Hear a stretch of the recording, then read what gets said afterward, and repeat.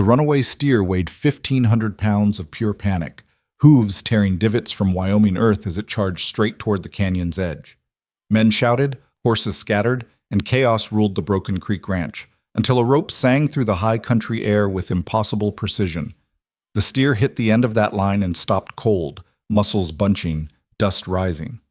Every man on that ranch turned to see who had made the throw. Eliza Ward stood 60 feet back, rope wrapped around her gloved hands, boots planted in soil that didn't want her there.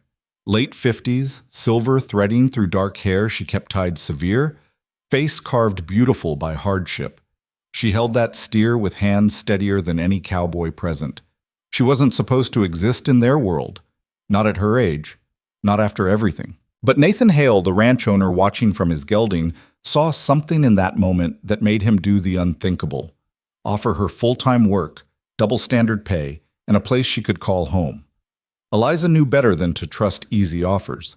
She'd been broken before, shattered, really, by men who smiled while they destroyed her. Still, when she looked at Nathan Hale's weathered face, at the ranch stretching wild and honest behind him, she didn't walk away. If you want to know whether a woman who lost everything can rise again, whether age matters when courage doesn't, whether one person can rewrite a future everyone said was already written, stay until the end. Hit that like button and drop a comment telling me what city you're watching from. I want to see how far Eliza's story can reach across this country. The morning Eliza Ward first saw Broken Creek Ranch, frost still clung to the sage like broken glass, and the September sun barely touched the peaks of the Absaroka Range. She'd ridden 3 days from Laramie on a borrowed mare, sleeping rough, eating jerky that tasted like boot leather, following rumors of a ranch that might need temporary hands for autumn gather. Temporary was all she could hope for anymore. Temporary meant they wouldn't ask too many questions. Temporary meant she could leave before anyone discovered who she used to be. The ranch materialized out of morning mist like something from a fever dream. Sprawling paddocks, weathered barn, main house built from logs that had probably stood since before the territories organized. Cattle dotted the near pastures, their breath steaming in cold air. Eliza stopped her mare on the ridge overlooking it all, something twisting hard beneath her ribs. She'd owned a ranch once, smaller than this, but hers. Every fence post she and Thomas had set themselves, every beam they'd raised, every calf born in those fields had belonged to them. Then the banker came and the judge signed papers, and everything vanished like it had never existed at all.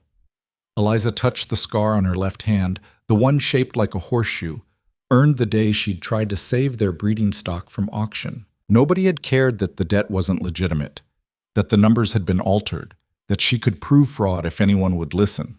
The banker owned the judge owned the law, and she and Thomas owned nothing anymore. Thomas hadn't survived losing everything. His heart gave out 6 months after they lost the ranch, broke clean through like a rotten fence post. Eliza had survived, but some days she couldn't explain why. "You planning to sit that ridge all morning, or you here for work?" The voice came from below. A man on a big sorrel gelding, positioned where he could see both the ranch and Eliza's approach. Broad-shouldered, maybe 50, with the kind of face weather and honesty had shaped into something striking. He sat his horse like it was part of him, relaxed but ready, watching her with frank curiosity instead of judgment. Eliza nudged her mare down the slope. "Heard you might need hands for gather." Might. The man, Nathan Hale, she'd learn later, studied her openly. His gaze took in her worn but well-maintained tack, the way she sat her horse, the rope coiled precise on her saddle. "You worked cattle before?" 20 years. Owned my own place once." The truth came out before she could stop it. Eliza tensed, waiting for the questions, but Nathan just nodded. "What happened?" "Banker happened." 2 words that covered an ocean of pain. Everything else followed. Something shifted in Nathan's expression. Recognition, maybe, or understanding. "I've seen that story play out. Never ends pretty." He paused, then gestured toward the ranch. "I need someone who can work, not just talk about working. Someone who knows the difference between a job done and a job done right." "You that person?" "Yes." No hesitation, no false modesty. Eliza met his eyes level, let him see exactly what she was, a woman who'd lost everything but her ability to work. Pays standard for temporary hands. Bunkhouse, meals included. Gather runs through October, maybe into November if weather holds. Nathan started to turn his horse, then paused. Fair warning, most of my crew's young. They've got opinions about who belongs on a ranch and who doesn't. You'll deal with that. I've dealt with worse. Nathan smiled, small and genuine. I believe it. Come on down. We'll get you settled before the midday crew comes in. The bunkhouse was exactly what Eliza expected. Narrow building with 8 bunks, wood stove in the center, windows that probably leaked when wind blew hard. Only 2 bunks were occupied, belongings marking them claimed. Nathan gestured to one near the stove. Take that one. Warmest spot in winter, but you'll earn it. He crossed to a trunk, pulled out blankets that looked clean. Crew's out moving cattle from the north pasture. They'll be back around noon. Kitchen's in the main house. Rosie runs it. She'll feed you when you're hungry. Don't abuse that privilege. Eliza set her saddlebag on the bunk. When do I start? Tomorrow morning, early. Today, settle in, meet the crew, get a feel for the place. Nathan headed for the door, then stopped. One more thing. You said you owned a ranch once. That mean you can rope? Yes. How good? Eliza looked at him directly. Good enough. Nathan's smile came back. We'll see. If you're what you say you are, I might have more than temporary work to offer. After he left, Eliza stood in the empty bunkhouse, breathing in the familiar smells of wool, leather, and wood smoke. Her hands trembled slightly, the first sign of hope in 3 years, and it terrified her more than despair ever had. She was unpacking her few belongings when boots sounded on the porch, followed by male voices raised in argument, telling you, it's a mistake. A woman that age can't handle gather work. Hale doesn't make mistakes. If he hired her, there's a reason. Yeah, the reason is he's too soft. Probably felt sorry for her. Eliza continued laying out her spare shirt, her work gloves, the whetstone she used for her knife. Let them talk. Words were just noise. The door banged open. 4 men crowded in, all younger than 30, all stopping short when they saw her. The tallest one, dark-haired with a crooked nose that had been broken at least twice, recovered first. You the new hand? I am. Eliza didn't stop what she was doing, didn't offer her name or ask for theirs. Name's Cole Brennan. That's Jack, Samuel, and Pete. Cole gestured to each man in turn. Jack was stocky and red-haired. Samuel thin and nervous-looking. Pete somewhere in between. How much ranch work you actually done? 20 years worth? Uh-huh. Cole moved to his bunk, the one farthest from the stove, and started stripping off his work gloves. We'll see how that holds up when you're working cattle, instead of talking about it. Samuel, the nervous one, cleared his throat. Ma'am, no disrespect, but gather work's hard. Physical. We're out before dawn, riding rough country, dealing with ornery cattle and worse weather. If you're not used to it, I'm used to it. Eliza finished arranging her belongings and turned to face them. Anything else? The 4 men exchanged glances. Jack shrugged. Guess we'll find out tomorrow. They left for the main house, voices resuming their debate once they thought she couldn't hear. Eliza sat on her bunk, testing the mattress, thin but adequate, and looked out the window at the ranch spreading wide and beautiful under afternoon sun. She'd learned long ago that proving herself was a luxury. Most places didn't give women her age the chance. Nathan Hale had offered her that chance, and she'd work until her body gave out to earn it. The dinner bell rang at 6. Eliza walked to the main house alone, boots crunching gravel, aware of eyes watching from the barn. The kitchen was warm, fragrant with roasting meat and fresh bread. A woman in her 40s, Rosie presumably, looked up from the stove. New hand? Yes, ma'am. Sit anywhere, food's nearly ready. Rosie's eyes were shrewd but not unkind. You got a name? Eliza Ward. Well, Eliza Ward, hope you're hungry. We don't stint on portions here. The crew filtered in, Cole and his 3 companions, plus 2 more men Eliza hadn't met yet. Nathan arrived last, taking the head of the table with the ease of someone comfortable in his authority. He nodded to Eliza. Everyone, this is Eliza Ward. She's on for gather starting tomorrow. No explanation, no justification, just fact. Dinner was venison stew, sourdough bread, and strong coffee. Eliza ate steadily, listening to the flow of conversation around her. Talk of cattle moved, fences needing repair, weather coming in from the north, ranch business, the kind she'd participated in once upon a time. Eliza, Nathan's voice cut through the chatter. You mentioned owning a ranch. Where was that? Every eye turned to her.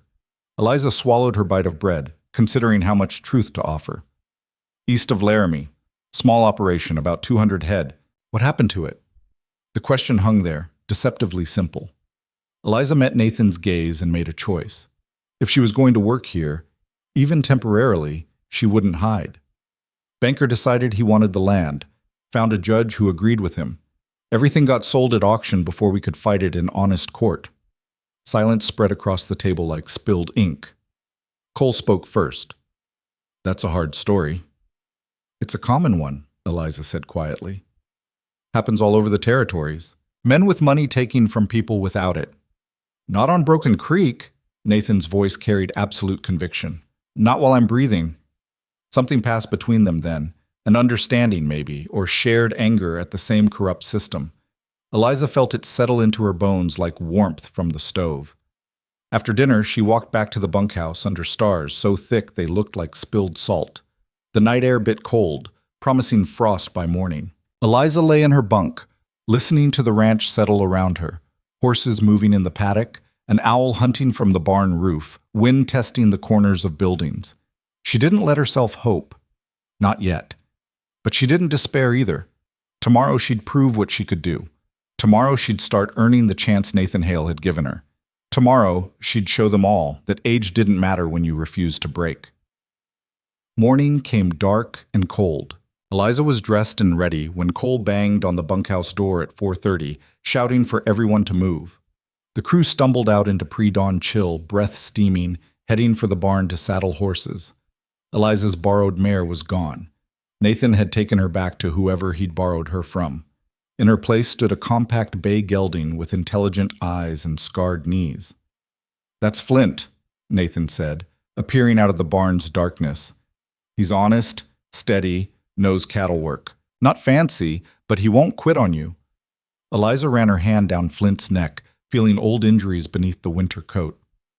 What happened to his knees? Rock slide 2 years back. He stayed calm, got his rider out safe. Been retired to light work since then. Nathan paused. Figured you two might understand each other. Eliza tightened Flint's cinch, checked her rope, swung aboard. The gelding stood quiet beneath her. No fuss, no theatrics. Steady. Thank you. Nathan just nodded and mounted his sorrel. They rode out as dawn broke pink and gold over the Absarokas, 7 riders strung across the valley floor, heading for the north pasture where 80 head of mixed cattle needed moving to lower ground before snow came. Eliza rode at the back, watching how the crew worked together. Cole leading point, the others spread wide, Nathan circling the whole operation like a shepherd. The cattle were scattered across 200 acres of rough country, hiding in coulees and timber stands, ornery from a summer of freedom. Cole sent riders in pairs to flush them out, start pushing them toward the gathering point. Eliza, Nathan pulled alongside her. You and Pete take that ridge there. Work anything down from the high country. Pete, early 20s, built like a fence post, looked uncertain. Boss, maybe someone with more experience. She's got experience. You've got youth. Between you, you'll manage. Nathan rode off before Pete could argue further. They climbed the ridge in silence, Flint picking his way over loose rock with the confidence of a horse who'd done this work before. At the top, Eliza could see cattle dotting the slopes above, maybe 20 head, mostly cows with late calves. We push them down slow, she said. Don't rush, don't spook them. Let the calves set the pace. Pete stared at her. You really know this. I told you I did. They worked the slope carefully. Eliza on the high side, Pete below, hazing cattle down toward the valley floor. It was good, honest work, reading the animals, anticipating their movement, using pressure and release to guide without forcing. Flint responded to the smallest shift in her weight, moving like they'd worked together for years instead of hours. They were halfway down when a young steer broke from the bunch, bolting upslope toward the canyon rim. I got him! Pete spurred his horse after the steer, moving too fast over treacherous ground. Eliza saw it happening before it happened. The steer wouldn't stop, Pete's horse was going to stumble, and that canyon rim dropped 200 feet straight down. She sent Flint after them, rope already loose in her hands. The gelding stretched into a run, old injuries forgotten, eating up ground with the heart that had saved a man from a rock slide. Eliza built her loop, timed the steer's movement, released. The rope settled perfect over the steer's horns. Eliza dallied fast around her saddle horn, set her weight, and Flint sat back on his haunches like a cutting horse half his age. The steer hit the end of the rope 15 feet from the canyon rim and stopped, muscles bunching, hooves skidding in loose shale. Pete's horse stumbled to a halt. The young man sat frozen, staring at the drop he'd nearly gone over. Eliza kept the rope tight, keeping the steer controlled while it settled. Her heart hammered against her ribs, breath coming hard. Flint stood solid as stone beneath her, sides heaving but stance unwavering. "You okay?" she called to Pete. Yeah, I'm okay." Pete turned his horse, face pale. You just help me get this steer back to the bunch." They worked in silence after that, pushing the cattle down to join the main gather. When they reached the valley floor, Cole and the others had assembled maybe 60 head into a loose herd. Nathan sat his sorrel at the edge, watching everything. His eyes found Eliza immediately. "Heard some excitement up top. Steer bolted for the rim. We got him stopped." "Pete?" Nathan's attention shifted to the young man. "She saved my life, boss." Pete's voice shook slightly. "That steer was headed over the edge, my horse right behind. Eliza roped it clean, stopped it cold. I've never seen throwing like that." Every rider turned to look at her. Eliza kept her eyes on her rope, coiling it methodical and neat, refusing to make the moment bigger than it was. Cole rode over, studying her with new assessment. "That's top-level work." "It's ranch work," Eliza said. "Same as anyone here would do." "No, ma'am." Pete shook his head. "Most of us couldn't make that throw. Not at that distance, not at that angle, not when it mattered that much." Nathan's expression hadn't changed, but something shifted in how he sat his horse. "Get these cattle moving. We've got another pasture to clear before dark." They worked through the day, gathering cattle from draws and timber, pushing them in bunches toward the valley. Eliza fell into the rhythm of it, the way Flint read her intentions. The flow of cattle across landscape, the silent communication between riders who knew their work. By the time they brought the last bunch in, the sun hung low and orange, painting the Absarokas in shades of copper and rust. 140 head of cattle milled in the valley pasture, far from the canyon rim and the coming snow. The crew rode back to the ranch tired and quiet. Eliza's shoulders ached from hours in the saddle, old injuries from 3 years of hardship making themselves known. But it was good pain, earned pain, the kind that came from useful work. At the barn, she unsaddled Flint, rubbed him down proper, made sure he had hay and water before she tended herself. When she finally headed for the bunkhouse, Nathan fell into step beside her.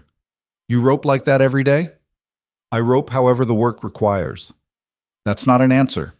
Eliza stopped, looked at him direct. "I learned on my own ranch. Thomas, my husband, he couldn't throw worth a damn, so I got good at it. Had to. Cattle don't care about your marriage arrangement. They care about the work getting done." Nathan smiled faint and sad. "You miss it. The ranch." "Every day." The truth came out raw and honest. "Every single day I wake up and remember it's gone. And some days I can't breathe around how much that hurts. I'm sorry." "Don't be. Sorry doesn't fix anything." Eliza started walking again. "You wanted to see if I could work. I worked. That enough to keep me on through gather?" "It's enough to keep you on, period, if you want it." She stopped again. "Period meaning what?" "Permanent, full crew, not just gather." Nathan's voice carried the same certainty it had at dinner, absolute, unshakable. "What you did today, that's not temporary handwork. That's the kind of skill I build a crew around." Eliza's heart kicked hard against her ribs. "You offering me a job?" "I'm offering you a place, job, bunkhouse, meals, standard pay." He paused.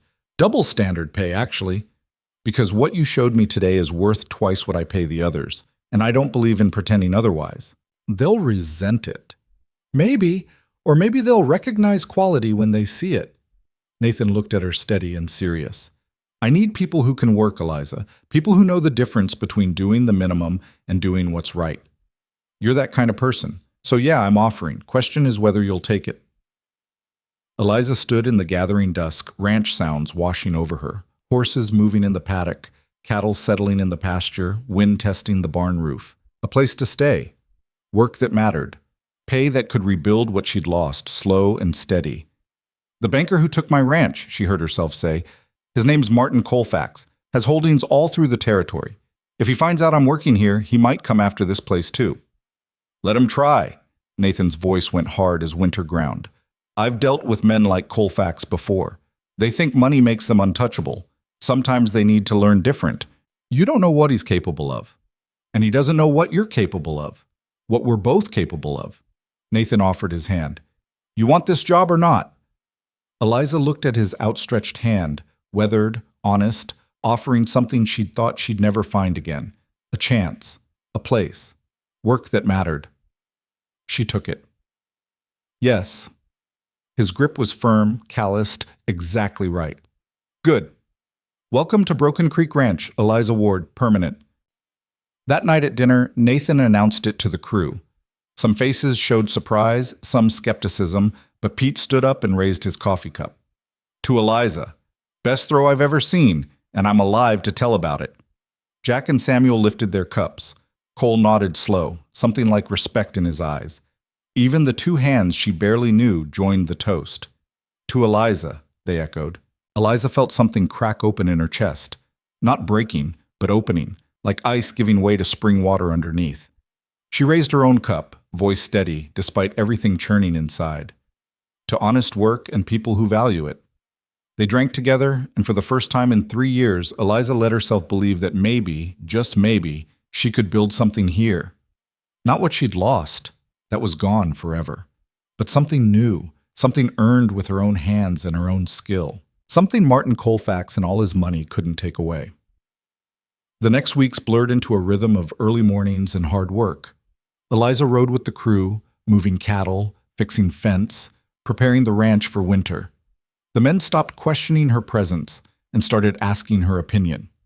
How to handle a difficult cow, where to set a fence line, whether the weather would hold long enough to finish a job. She didn't seek their respect. She earned it, one rope throw at a time, one fence post at a time, one honest day's work at a time.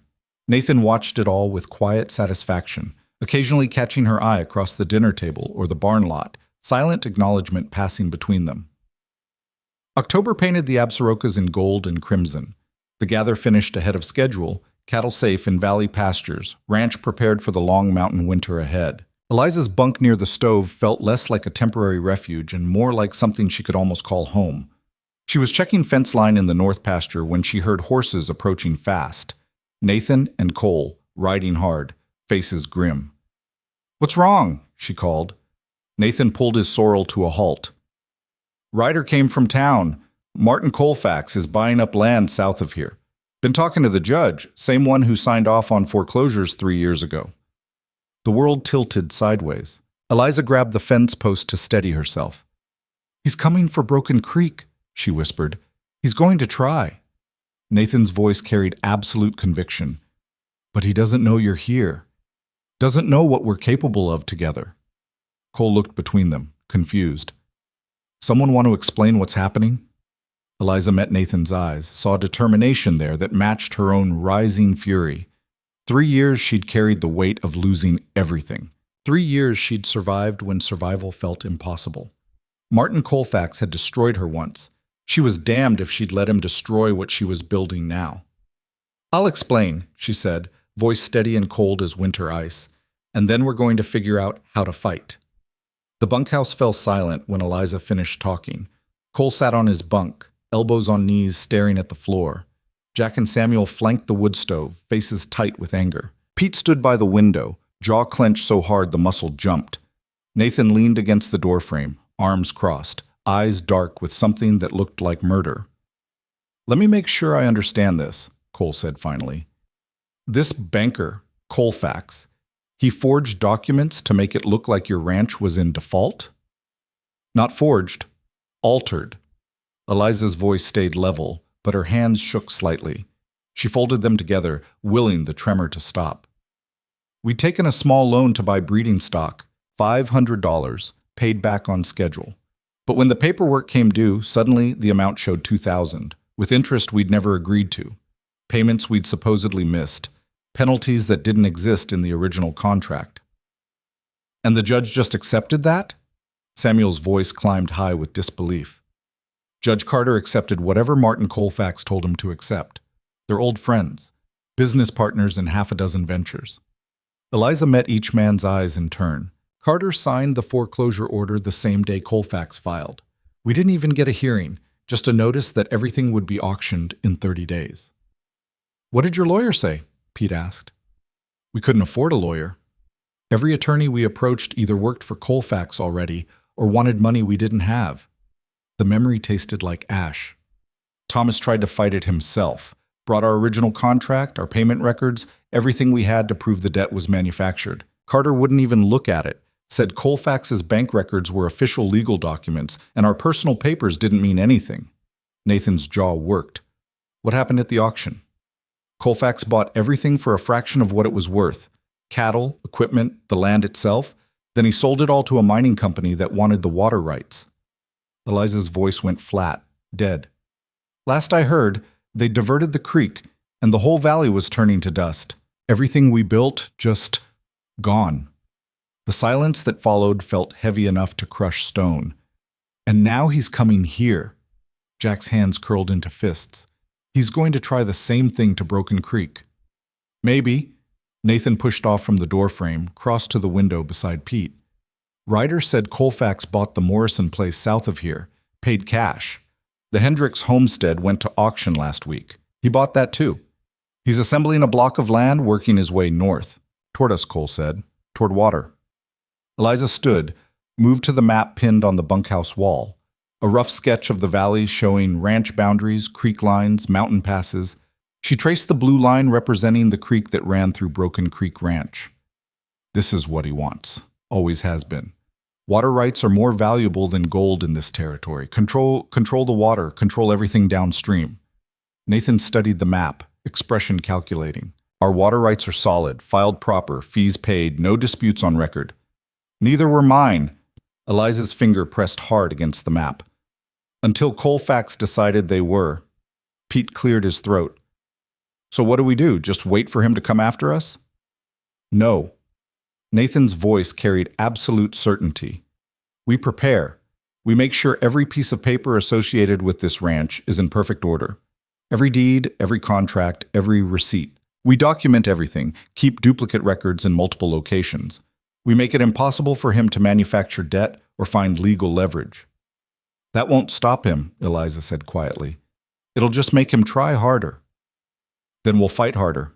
Nathan turned to face her, and something in his expression made the air between them feel charged, electric. You said he broke you once. You gonna let him do it again? The question hung there, sharp as a knife blade. Eliza felt something shift inside her chest. Not breaking, but hardening, crystallizing into something cold and clear and absolutely unbreakable. No, she said. No, I'm not. Good. Nathan looked around at his crew. Because if Martin Colfax thinks he can roll over this ranch the way he's rolled over others, he's about to learn different. But I need to know, are you all in? This might get ugly, might get dangerous. Anyone wants to leave, now's the time. No judgment. Cole stood. I'm in. Me too, Jack said. And me, Samuel added. Pete nodded. Where else would I go? This is home. Nathan's smile was small and fierce. Then let's get to work. The next morning, Nathan and Eliza rode into town while the crew started the meticulous process of organizing every document related to the ranch. The settlement of Birch Creek huddled in a valley 20 miles south, a collection of wooden buildings clinging to existence like barnacles on a rock. Bank, general store, saloon, land office, and the small courthouse where Judge Carter dispensed justice that came pre-purchased. They tied their horses outside the land office. Nathan handed Eliza down from Flint, his hand warm and steady on her arm. You ready for this? I don't know. Eliza looked at the courthouse across the street, remembering the last time she'd stood in a building like that, watching everything she loved get stolen legal and official. I haven't been in a land office since Thomas died. You're not alone this time. Nathan's hand tightened slightly on her arm, then released. Come on. The land office smelled like dust, ink, and old paper. A clerk sat behind a scarred wooden desk, middle-aged and balding, with ink stains on his fingers and suspicion in his eyes. "Help you?" he asked, not looking up from his ledger. "Need to review the records for Broken Creek Ranch," Nathan said. "Want to make sure everything's filed proper." Now the clerk looked up, assessment sharp. "You Nathan Hale?" "I am." "Records are in order, been checked regular." The clerk's tone suggested the conversation was over. "I'd like to check them myself." The clerk's mouth thinned. "That'll take time. Have to pull the files, verify your authority to review them." "I own the ranch." Nathan's voice stayed pleasant, but steel ran underneath. "That gives me authority." For a long moment the clerk didn't move. Then he sighed, stood, disappeared into the back room. They heard him moving around, drawers opening and closing, muttered cursing. Finally he returned with a thick folder bound with string. Broken Creek Ranch, established 1869, current owner Nathan Hale, purchased 1881. The clerk dropped the folder on the desk with unnecessary force. "Everything's here, deed, water rights, tax receipts." Nathan untied the string, began sorting through papers. Eliza watched over his shoulder, eyes scanning dates and signatures, looking for anything that felt wrong. The original deed looked legitimate, heavy paper, official seals, multiple signatures. Water rights documentation showed continuous filings going back decades, fees paid current through this year. "Can I get copies of these?" Nathan asked. The clerk's jaw tightened. "Copies cost money." "How much?" 10 cents a page. Highway robbery, but Nathan just nodded. "Copy everything? I'll wait." While the clerk grudgingly began transcribing documents, Eliza wandered to the window overlooking the street. A fine carriage rolled past. Expensive, out of place in this rough settlement. Through the window, she caught a glimpse of the passenger, a man in his 60s, well-dressed, with silver hair and the kind of face that looked distinguished until you saw the cruelty in his eyes. Her breath stopped. "Nathan." The word came out strangled. He was beside her instantly. "What?" "That carriage, the man inside." Eliza's hands gripped the windowsill hard enough to hurt. "That's Martin Colfax." Nathan's expression went cold and flat. He turned to the clerk. "Who's that in the carriage?" The clerk looked up, saw what they were seeing, and something like fear crossed his face. "Mr. Colfax. He's been in town a few days, conducting business." "What kind of business?" "I'm not at liberty to say." Nathan leaned across the desk, voice dropping low and dangerous. "I'm asking polite. What kind of business?" The clerk swallowed hard. "Land purchases, water rights negotiations. Mr. Colfax is a very important man in this territory, very influential." "I'm sure he is." Nathan straightened, pulled money from his pocket, dropped it on the desk. "Finish those copies. We'll be back in an hour." Outside, Eliza stood on the boardwalk, watching the carriage disappear around a corner. Her heart hammered against her ribs, old fear and new fury warring inside her chest. "You okay?" Nathan asked quietly. "No." Eliza turned to look at him. "But I will be. Where would he go? If he's conducting business in town?" "Bank, most likely, or the courthouse." Nathan's eyes narrowed. "Maybe both." They walked down the street together, passing storefronts and saloons, drawing curious looks from townspeople. Eliza felt exposed, visible, like a target painted on her back. What if Colfax saw her? What if he recognized her after all this time? What if he didn't recognize her at all? What if she'd become so insignificant to him that he'd forgotten her face entirely? She wasn't sure which possibility hurt worse. The bank sat on the corner, solid brick construction that spoke of permanence and power. Through the window, Eliza could see Colfax inside, talking to a man behind a large desk. Both men laughed at something, easy and comfortable, the way people laugh when they control everything that matters. "That's the bank president," Nathan said. "Franklin Ross. He's been trying to get me to take out loans for years. Keeps telling me I could expand faster with credit." "Don't." Eliza's voice came out sharp. "Don't ever borrow from anyone connected to Colfax." "I won't." Nathan watched through the window, face thoughtful. "But I want to know what he's planning. Come on." He headed for the door. Eliza grabbed his arm. "Nathan, wait. If he sees me, let him see you." Nathan's eyes met hers, fierce and certain. Let him know you're still here, still standing, still fighting. Maybe it'll make him think twice. Or maybe it would make him come after them harder, but Eliza didn't say that. Instead, she straightened her spine, lifted her chin, and walked through that door like she owned the building. The bank interior smelled like polished wood and money. Colfax and Ross stood near the president's desk, papers spread between them. Both men looked up when Nathan and Eliza entered. Ross recovered first, smile professional and empty. "Nathan, good to see you. What brings you to town?" "Land office business." Nathan's tone stayed casual, friendly even. "Wanted to make sure all our records are current." "Very prudent." Ross's smile widened. "Have you met Martin Colfax? He's been making some very exciting investments in the valley." Colfax stepped forward, hand extended. He looked exactly as Eliza remembered. Distinguished, confident, completely at ease with his own power. His eyes swept over Nathan with polite interest, then moved to Eliza. For one terrible moment, she thought he'd recognize her. Thought she'd see acknowledgement flash across his face, maybe satisfaction that the woman he'd destroyed was still broken. But his gaze passed over her like she was furniture. Irrelevant. Invisible. "A pleasure," Colfax said to Nathan, ignoring Eliza entirely. "You own Broken Creek Ranch, if I'm not mistaken?" "You're not mistaken." Nathan shook the offered hand briefly, released it. "You investing in ranch land?" "Among other things. The territory is growing, Mr. Hale. Smart men position themselves to benefit from that growth." Colfax's smile never reached his eyes. "I understand your ranch sits on some very valuable water rights." "It does." Nathan's voice stayed level, but Eliza felt the tension radiating from him. "Not for sale, though." "Everything's for sale at the right price." Colfax gestured to the papers on Ross's desk. "I've been working with Franklin here to identify properties that might benefit from consolidation, creating efficiencies, you understand. Better water management for the whole valley. My water's managed just fine. I'm sure it is. But consider, with proper capital investment, you could expand significantly, run more cattle, increase profits, build real wealth." Colfax's tone suggested he was doing Nathan a tremendous favor by even having this conversation. "I'm prepared to be very generous." "I'm not interested." Nathan's voice went hard. "My ranch is my ranch. It's not part of anyone's consolidation plan." Something flickered in Colfax's expression. Irritation, maybe, or calculation. "That's unfortunate, but I understand attachment to the land. My offer stands should you change your mind." He turned back to Ross, dismissing them as thoroughly as he'd dismissed Eliza. Nathan nodded to the bank president, took Eliza's arm, guided her toward the door.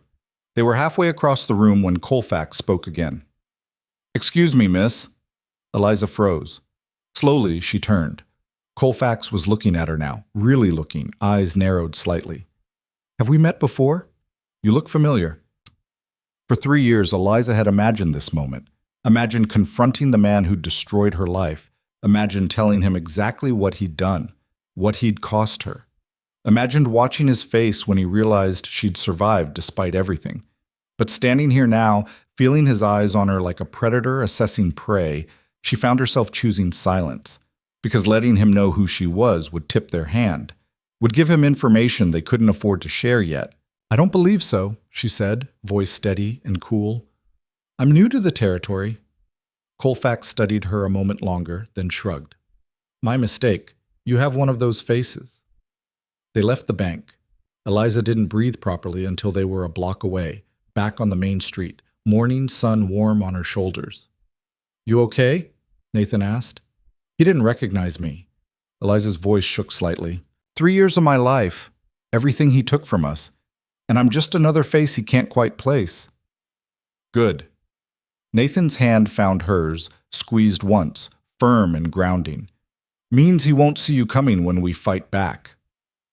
They collected their copies from the land office, 30 pages of documentation that Nathan paid for without complaint.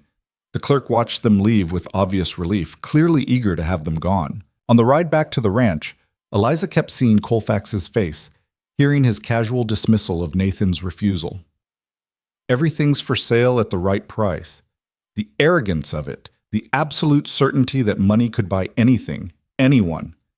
He's already planning something, she said. "The way he looked at you, at me, he's calculating angles." "Let him calculate."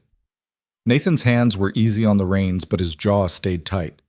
"We've got angles of our own." The ranch came into view as afternoon shadows stretched long across the valley. The crew had spent the day organizing, and the results showed. The main house office now held filing boxes labeled by year and category, documents arranged with military precision. Cole looked up when they entered. "Found something interesting in the tax records. There's a lien filed against the ranch from 1879. Small amount, marked paid in full, but the satisfaction of lien was never properly recorded." Nathan moved to the desk, picked up the paper Cole indicated. "This was before I bought the place." "Exactly. But technically, it's still an open claim. Anyone who knew about it could potentially use it as leverage, claim the debt was never properly satisfied." "Could Colfax know about this?" Samuel asked. "If he's been doing his research, maybe." Nathan set the paper down, expression grim. "We need to get this cleared. File the satisfaction ourselves. Get it on record proper." "I'll ride to the county seat tomorrow," Cole offered. "Get it handled official. Take Jack with you. I don't want anyone traveling alone until we know what Colfax is planning." Nathan looked around at his crew. "We're going to be meticulous about this. Every loose end gets tied. Every document gets reviewed. Every fence line gets checked.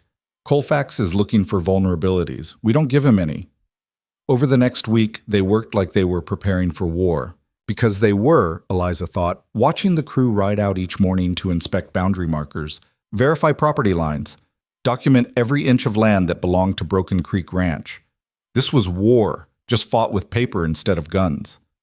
Cole and Jack returned from the county seat with the lien satisfaction properly filed. Pete and Samuel rode the eastern boundary, confirming every fence post sat exactly where the deed said it should. Nathan spent hours at the desk, cross-referencing documents, looking for any discrepancy that could be exploited. Eliza took on the task of organizing their defense evidence, every receipt, every payment record, every piece of paper that proved Broken Creek Ranch was exactly what Nathan claimed it was. She worked late into the nights, oil lamp burning low, sorting and cataloging with the same meticulous attention to detail she'd once applied to her own ranch. The ranch she'd lost because she hadn't been careful enough, hadn't protected herself well enough, hadn't seen the threat until it was too late. She wouldn't make that mistake again. 10 days after their trip to town, a rider arrived carrying an official-looking envelope. Nathan opened it at the dinner table, everyone watching. His face went still as he read. "What is it?" Eliza asked. "Notice of Water Rights Review." Nathan's voice came out flat, controlled. "The Territorial Water Commission is conducting an assessment of all rights in the valley. They're questioning whether current allocations are being used to maximum beneficial purpose." Cole swore viciously. "That's Colfax. Has to be." "Of course it's Colfax." Jack stood, paced to the window, spun back. "He's trying to get our water rights revoked so he can claim them himself." "Can he do that?" Pete's voice climbed high. Can't she? Can they just take water rights that have been filed for decades? If they can prove we're not using the water efficiently, that it's being wasted or could serve more people under different management, Nathan set the notice down carefully, like it might explode.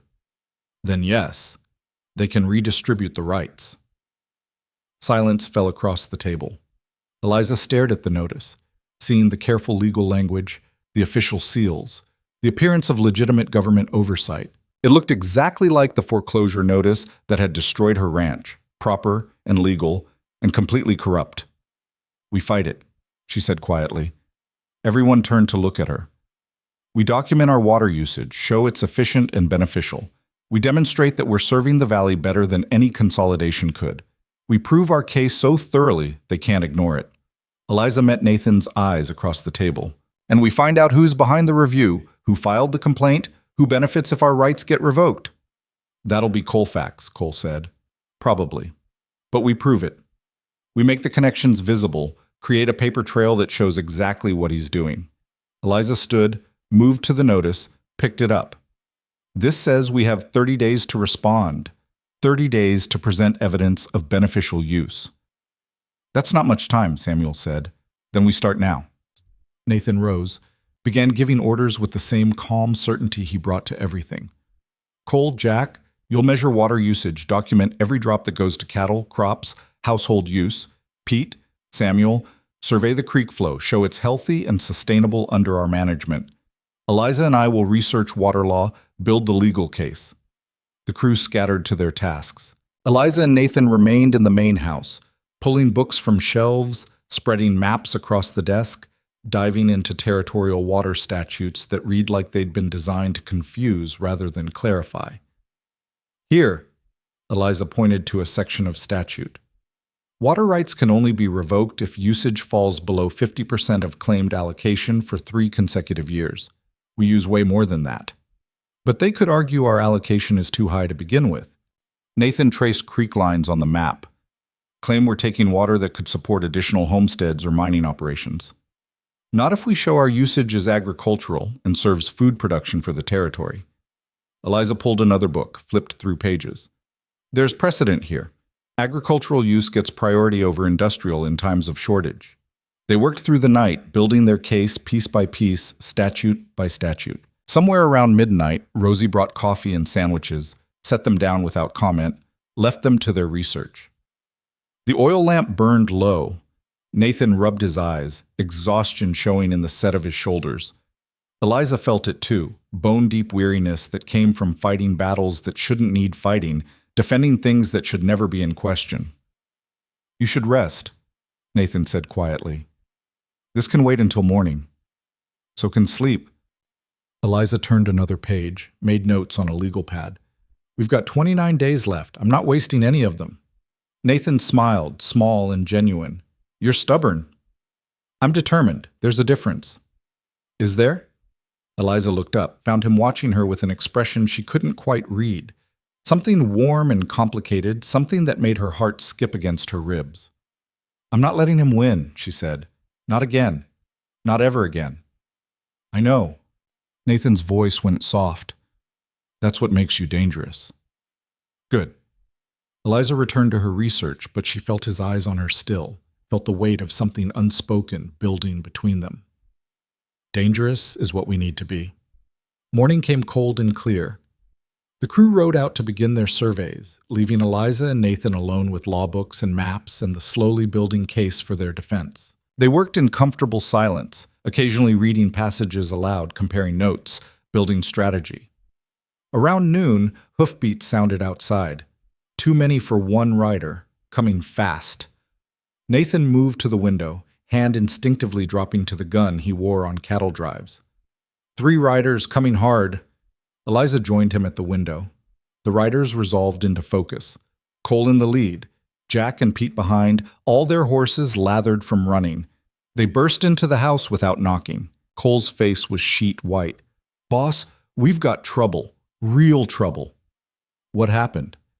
Fence cut on the eastern boundary. Someone drove cattle through onto Morrison land, the property Colfax just bought. We found them there, maybe 40 head, grazing on his grass. Nathan's jaw clenched. How did 40 head get through a fence? They didn't wander. Someone cut the wire deliberate, drove them through, then fixed the fence behind them. Cole's hands shook slightly.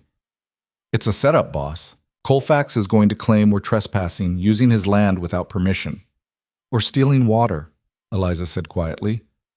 Everyone turned to look at her. That's what this is about.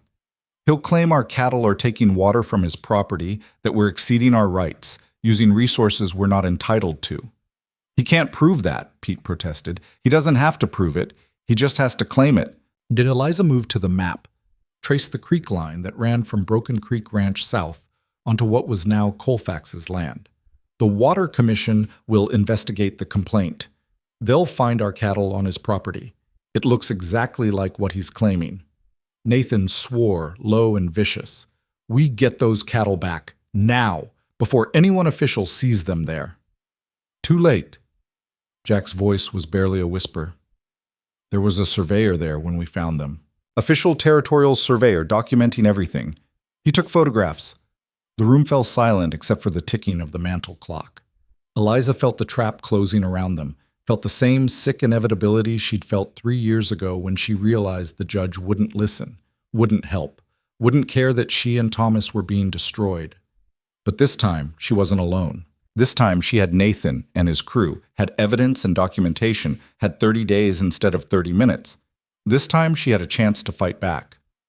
"All right," she said, voice cutting through the shocked silence. "He wants to play dirty? Let's show him what dirty really looks like." Nathan turned to her sharply.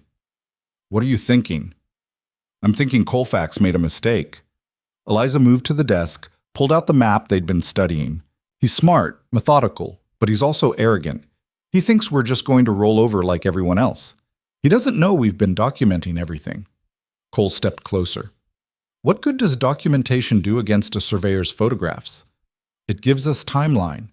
Eliza's finger traced the eastern boundary. "When exactly did that surveyor show up?" "Maybe an hour before we got there," Jack said.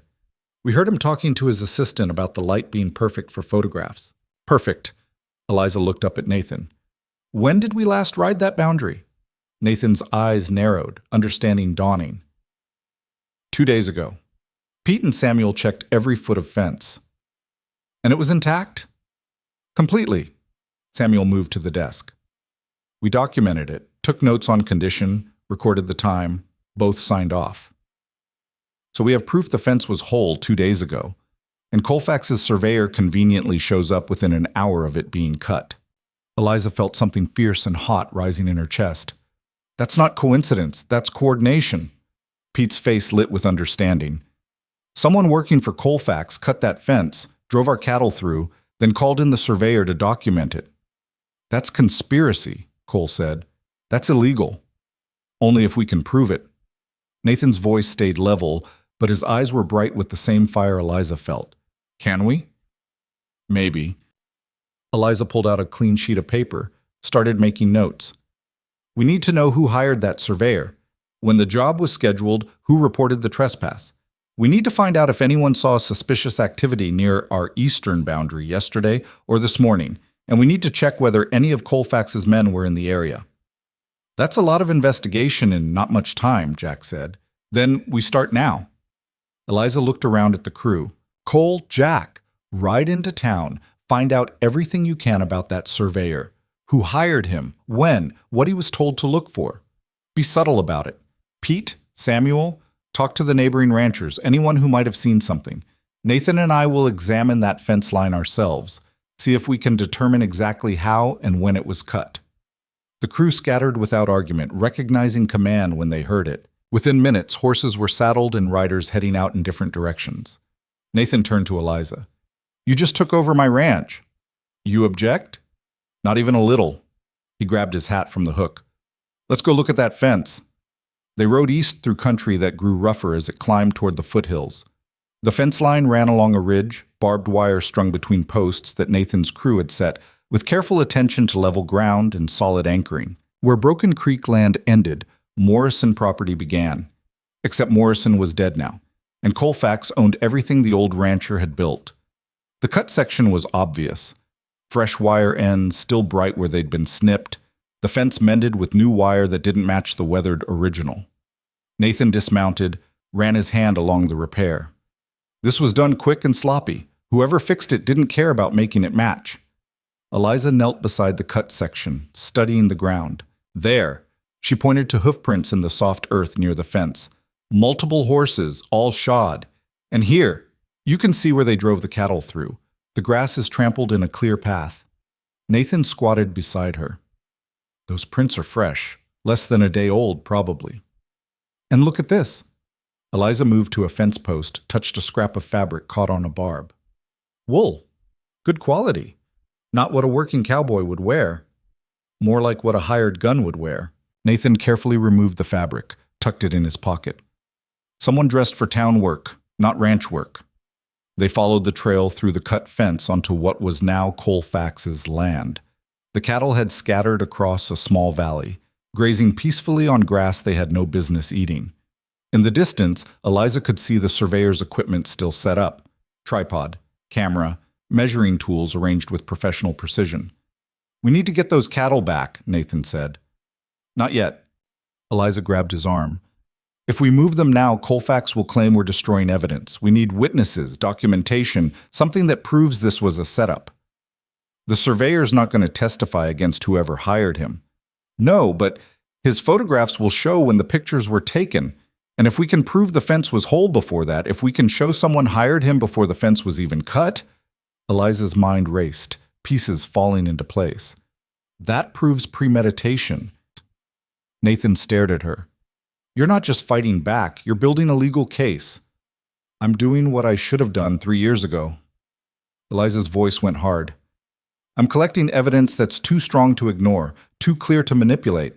I'm making it impossible for Colfax to win, even with a corrupt judge. They rode back to the ranch in thoughtful silence, both minds working through strategy. The sun hung low when they arrived, painting the Absarokas in shades of copper and gold. Cole and Jack were already back, waiting on the porch with expressions that mixed fury and satisfaction. Tell me, Nathan said, swinging down from his sorrel. Cole pulled out a small notebook. Surveyor's name is James Whitmore, works out of the territorial office. He was hired 5 days ago by Martin Colfax personally, paid in advance, told to be ready for an emergency survey of disputed property boundaries. 5 days ago, Eliza repeated, before the fence was even cut. Gets better. Well, Jack's smile was sharp as broken glass. We talked to the surveyor's assistant, bought him a few drinks at the saloon. He said Whitmore got a telegram yesterday morning telling him exactly where to go and what time to be there.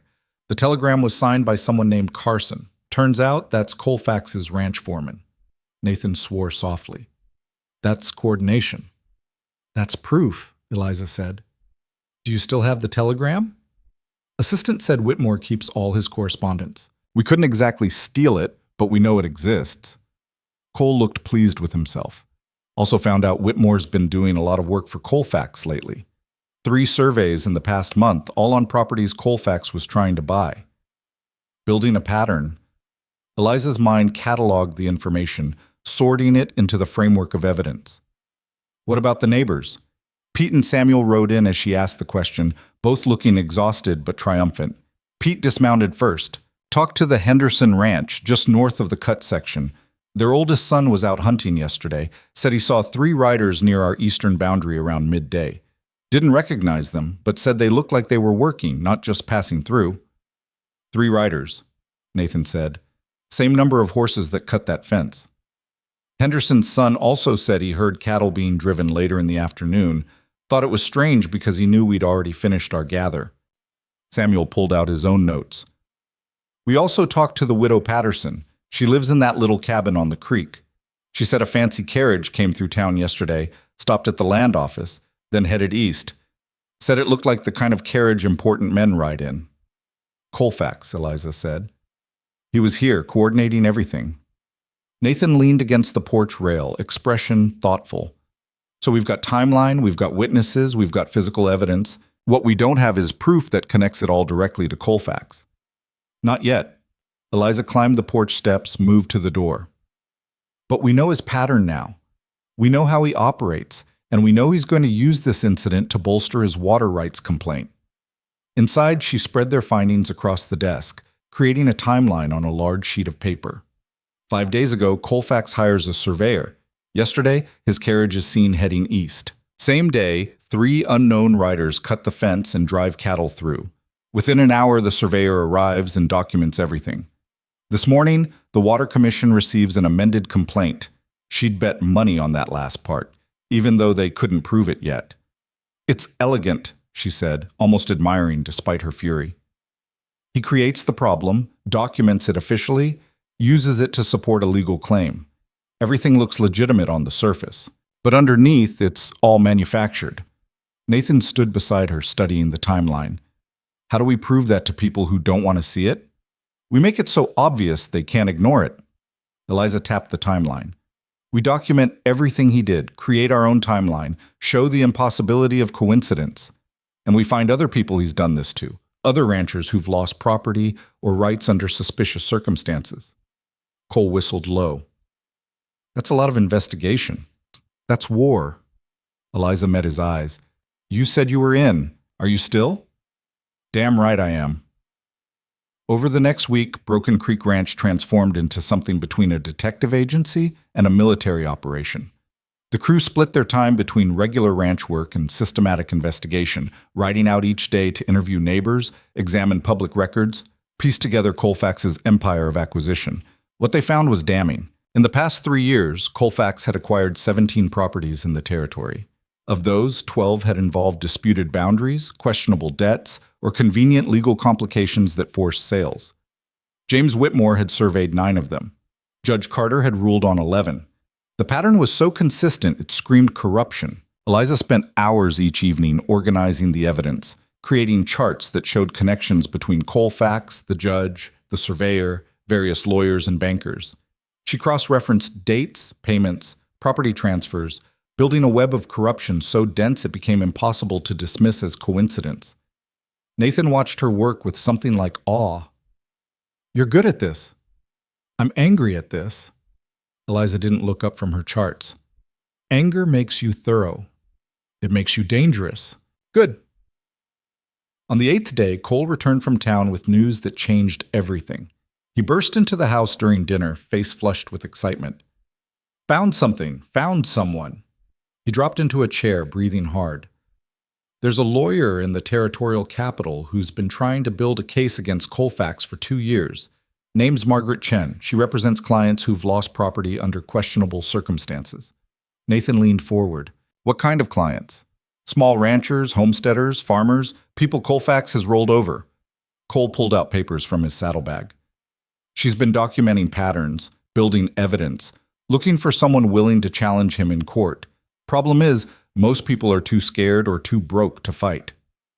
"Or both," Eliza said quietly. "Yeah, but Chen's got evidence. Testimony from people who were threatened, documents showing altered contracts, proof of coordination between Colfax and various officials." Cole spread the papers on the table. "She says if we can prove one case solid enough, it might break the whole thing open." Eliza reached for the papers, started reading.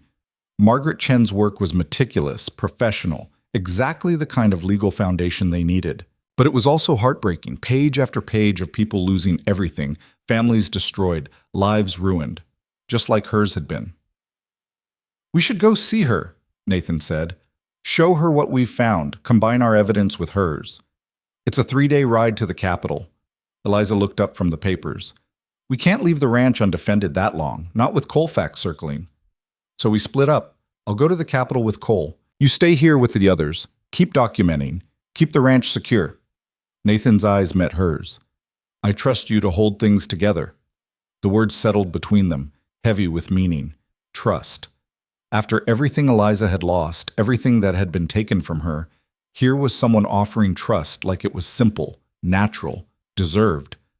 "I won't let you down," she said. "I know." Nathan and Cole left before dawn the next morning, saddlebags packed with evidence, carrying letters of introduction and the desperate hope that Margaret Chen might be the key to finally stopping Martin Colfax. Eliza stood on the porch, watching them ride out, sunrise painting the valley in shades of rose and gold. Behind her, the house held Jack, Pete, and Samuel, young men who'd chosen to follow her lead in Nathan's absence. The weight of that responsibility settled across her shoulders like a yoke. She wouldn't fail them. Wouldn't fail Nathan, wouldn't fail herself again. The next 2 days passed in tense routine. They worked the ranch, maintained normal operations, but everyone stayed alert, watching for signs of trouble. Eliza organized rotating watches, making sure someone always had eyes on the boundaries, especially the eastern fence, where Colfax had staged his trespass. On the 3rd day, trouble arrived. Eliza was in the barn checking tack when Jack came running, face white with urgency. "Riders coming? A lot of them." She followed him outside, hand instinctively checking the rifle she'd started carrying. A group of men approached from the south.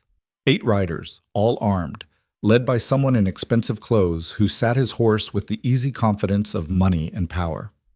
Not Colfax himself, but someone who worked for him. The foreman, probably, Carson, the one who'd sent the telegram to the surveyor. Eliza stepped into the yard, Jack, Pete, and Samuel forming up beside her. 4 against 8. Not good odds, but she'd faced worse. Carson reined in his horse 20 feet away, looking down at them with barely concealed contempt. "This the Broken Creek Ranch?" "It is." Eliza kept her voice level. "What do you want?"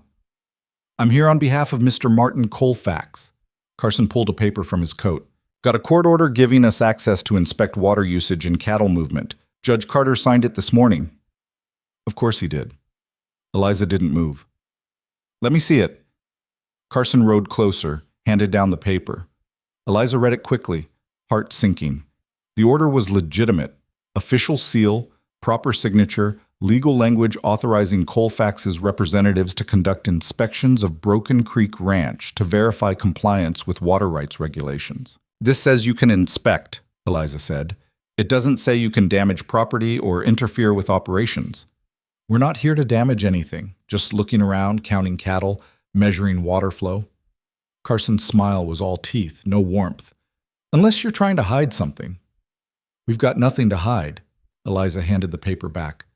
But you're not going anywhere on this property without one of us accompanying you. That's fine. We're happy to have supervision. Carson gestured to his men. Let's start with the eastern boundary. I hear you've been having trouble keeping your cattle on your own land. The provocation was deliberate, designed to make her angry, make her do something stupid.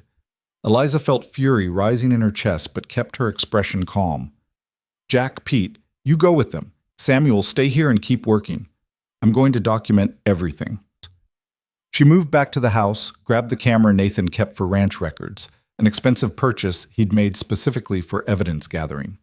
Gentlemen, you can inspect all you want, but I'll be photographing every step you take, every fence you touch, every action you perform, for our records.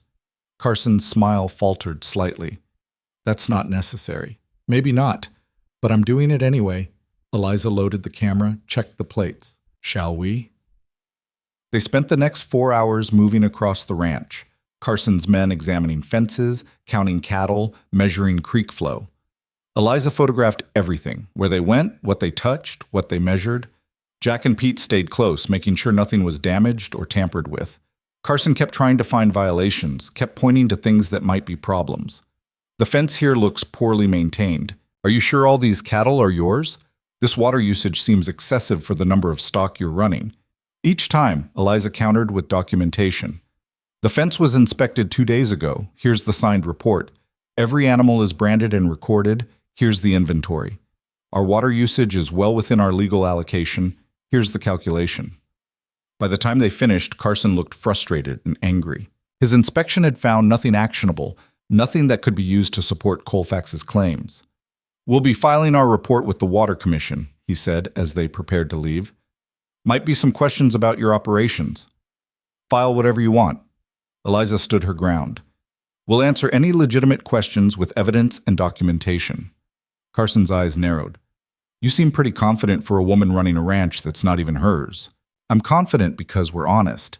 Everything we do here is legal, documented, and above question. Eliza met his stare without flinching. Can Mr. Colfax say the same? For a moment she thought Carson might do something stupid. His hand twitched toward his gun. His men shifted in their saddles. The air felt charged, dangerous. Then Carson smiled, cold and cruel. You should be careful, ma'am. Accidents happen on ranches. Fences get cut, cattle wander off, fires start. Would be a shame if something happened to Broken Creek while Mr. Hale's away. Is that a threat? It's a warning. Carson turned his horse. Come on, boys, we've seen enough. They rode off south, raising dust that hung in the still air like smoke. Eliza didn't move until they were out of sight, didn't let herself shake until she was back in the house with the door closed.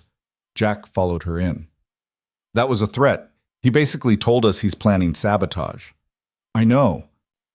Eliza set down the camera, hands trembling now that the confrontation was over. Which means we double the watches, keep someone awake all night, make sure nothing happens while Nathan's gone. You think they'll come back? I think they're testing us, seeing if we're vulnerable, if we'll scare easy. Eliza moved to the window, looked out at the ranch spreading quiet and peaceful under afternoon sun. We need to show them we're not. That night they set up watch rotation. 2-hour shifts, 2 people awake at all times, one watching the house and barn, one circling the boundary. Eliza took the midnight to 2 o'clock shift with Pete, walking the perimeter with rifle in hand, listening to night sounds for anything out of place. Nothing happened. No riders, no fires, no cut fences. But the threat hung over them like storm clouds, and nobody slept easy. Nathan and Cole returned late the next afternoon, both looking exhausted but energized. Eliza met them in the yard, relief flooding through her at seeing Nathan safe. How did it go? she asked. Better than expected. Nathan swung down from his horse, handed the reins to Pete. Margaret Chen is brilliant, fierce, and she's got evidence that makes ours look like notes in a school book. Together, we've got enough to build a real case. Against Colfax specifically? Against the whole corrupt system. Cole joined them, grinning despite his obvious exhaustion.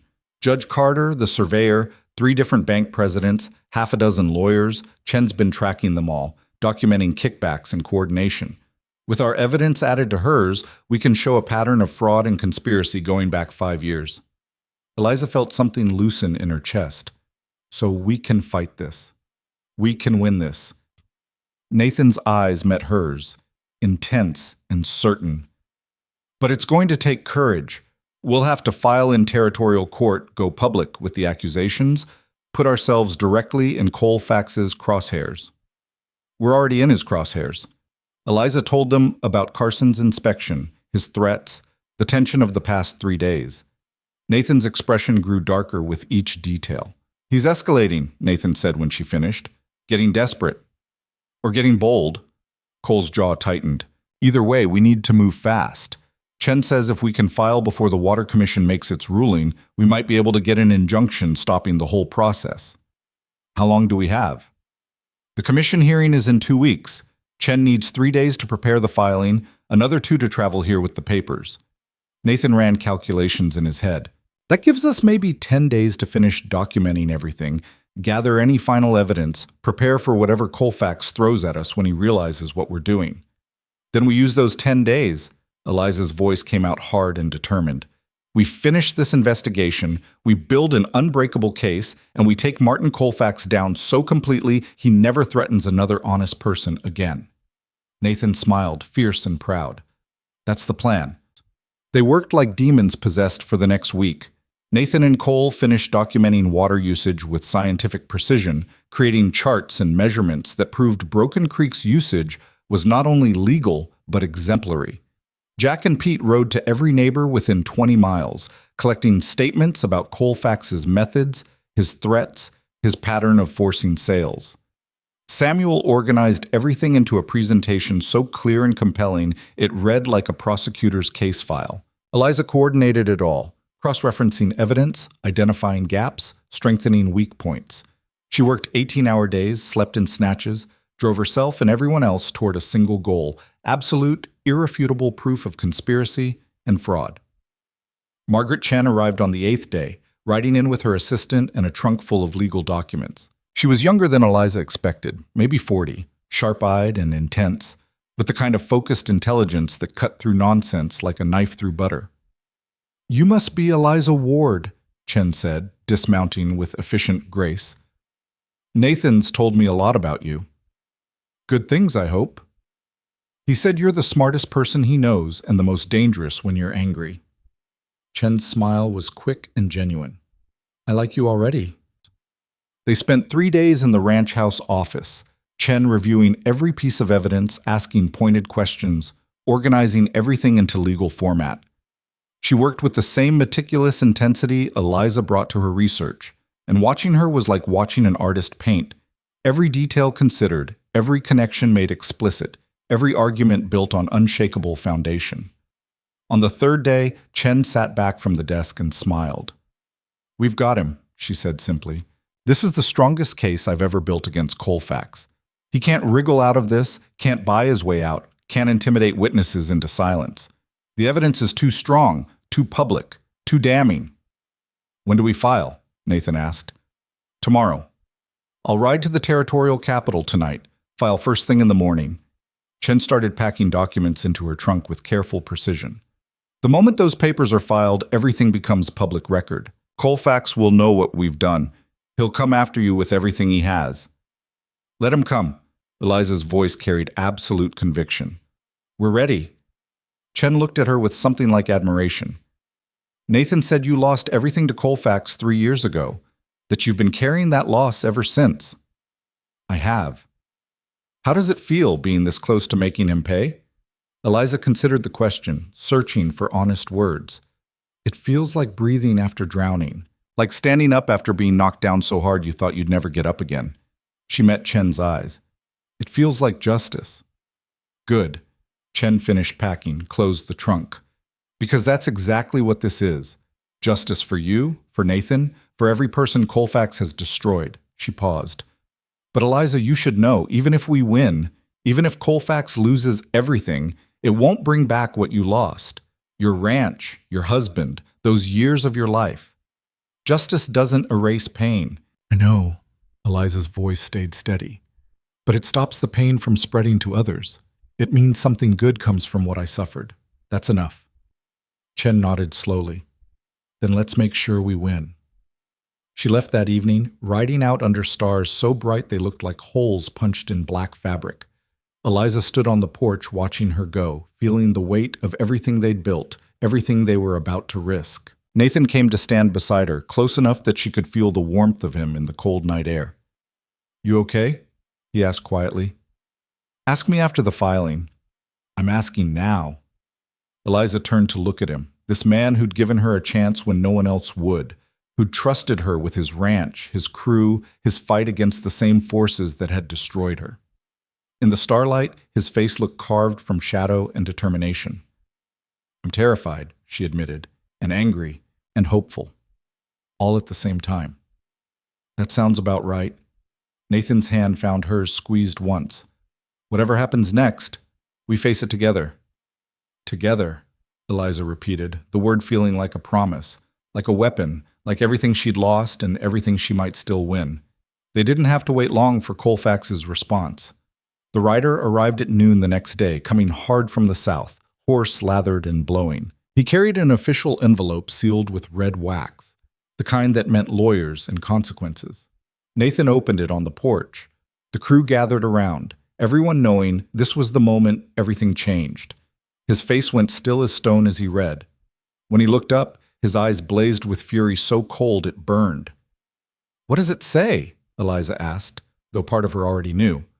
Colfax is filing criminal charges. Claims we deliberately drove cattle onto his property to steal grazing and water. Says he has surveyor testimony, photographs, witness statements. Nathan's voice came out tight and controlled. He wants me arrested for theft and trespassing. Trial set for 2 weeks from now in front of Judge Carter. The words hit like physical blows. Eliza felt the world tilt, felt 3 years of terror come rushing back, the helplessness of watching the law twist itself into a weapon, the sick certainty that money could buy any verdict it wanted. He's trying to put you in jail, she said quietly. He's trying to destroy the ranch. Nathan handed her the document. If I'm convicted, I lose everything. The ranch gets seized to pay damages and court costs. Colfax buys it at auction, just like he bought yours. Cole swore viciously. He filed this because Chen filed against him. He's striking back. Of course he is. Jack paced the porch, fists clenched. What do we do? Eliza read through the charges, her legal mind sharpened by weeks of research, cataloging every weakness, every false claim, every piece of manufactured evidence. The case was built on the staged trespass, the surveyor's photographs, and testimony from Carson that painted Nathan as a reckless rancher who ignored boundaries and stole resources. It was elegant, vicious, and completely fabricated. It was also exactly the kind of case that won in Judge Carter's courtroom.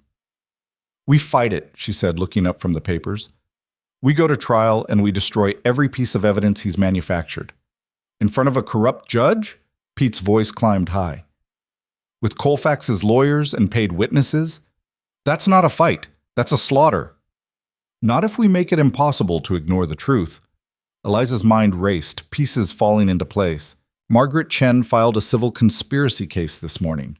That means Colfax corruption is now public record.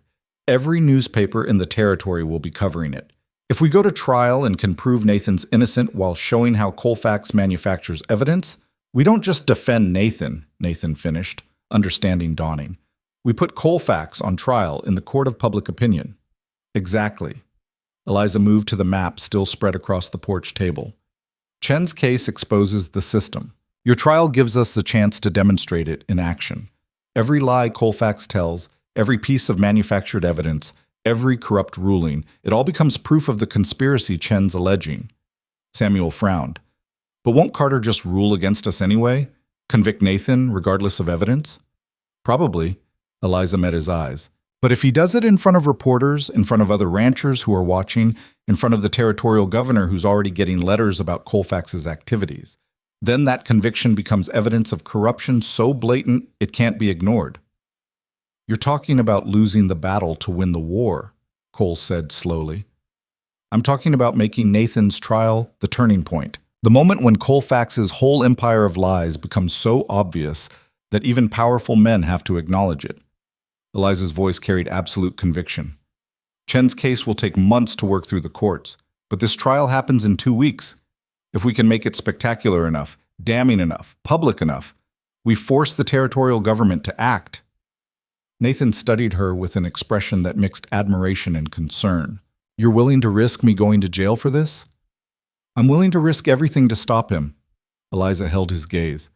But I don't think it'll come to that. I think if we present our case right, make the corruption so obvious that even Carter has to see how it looks, he might actually rule fairly.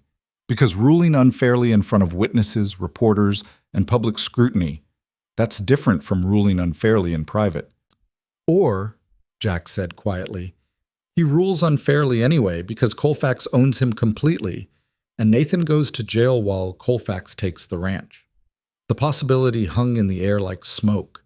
Eliza felt the weight of it, the terrible risk they were contemplating.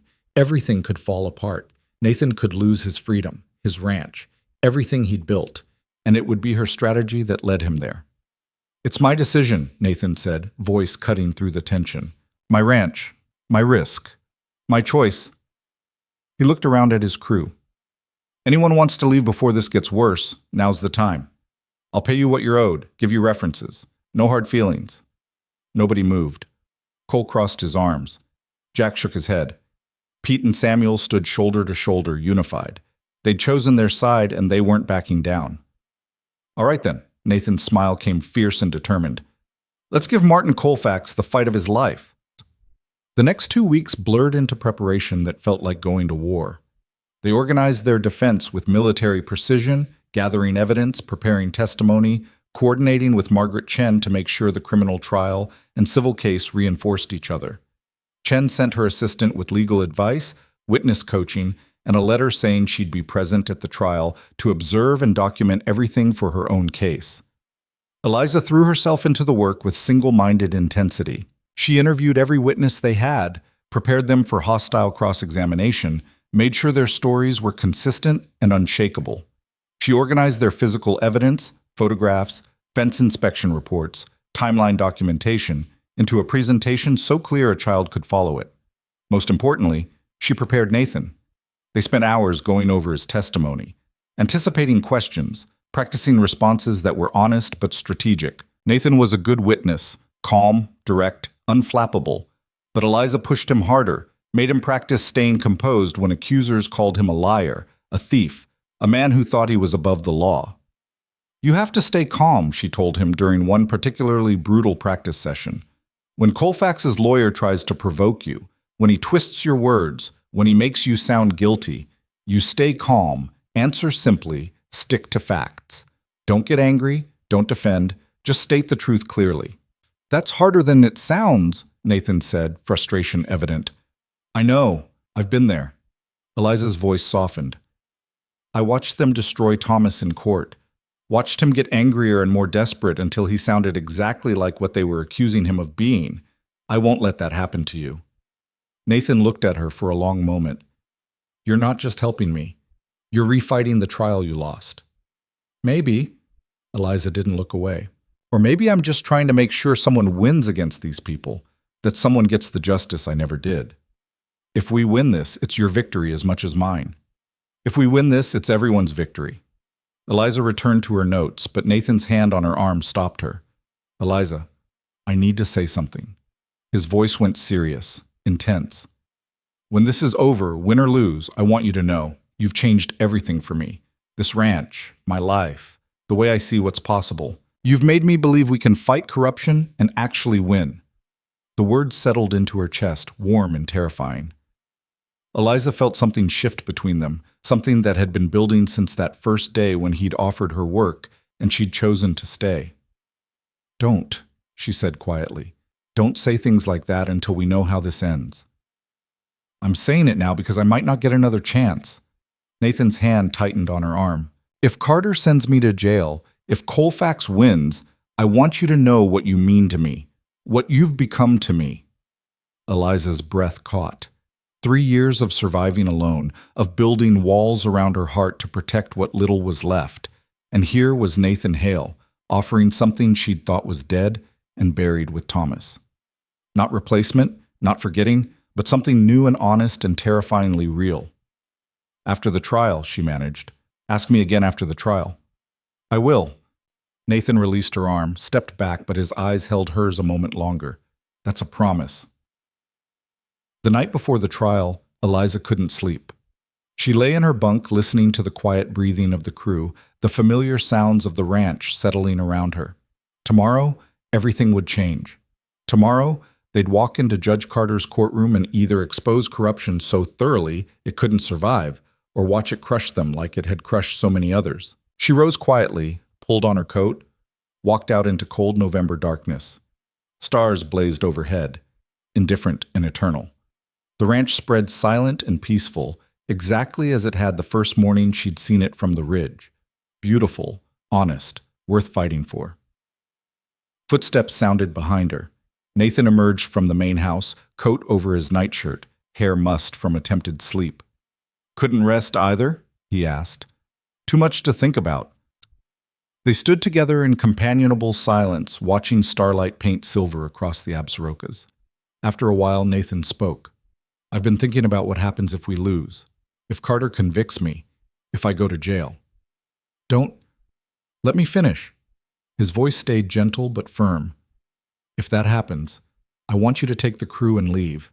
Don't stay here and watch Colfax take over. Don't give him the satisfaction. I'm not abandoning you. I'm not asking you to abandon me. I'm asking you to survive.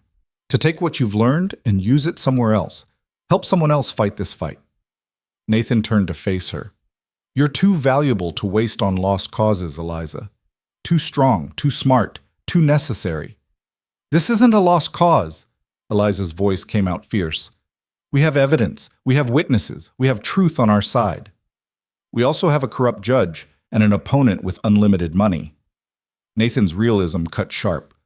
I'm hopeful, but I'm not naive. This could go badly. Then we make sure it doesn't. Eliza met his eyes.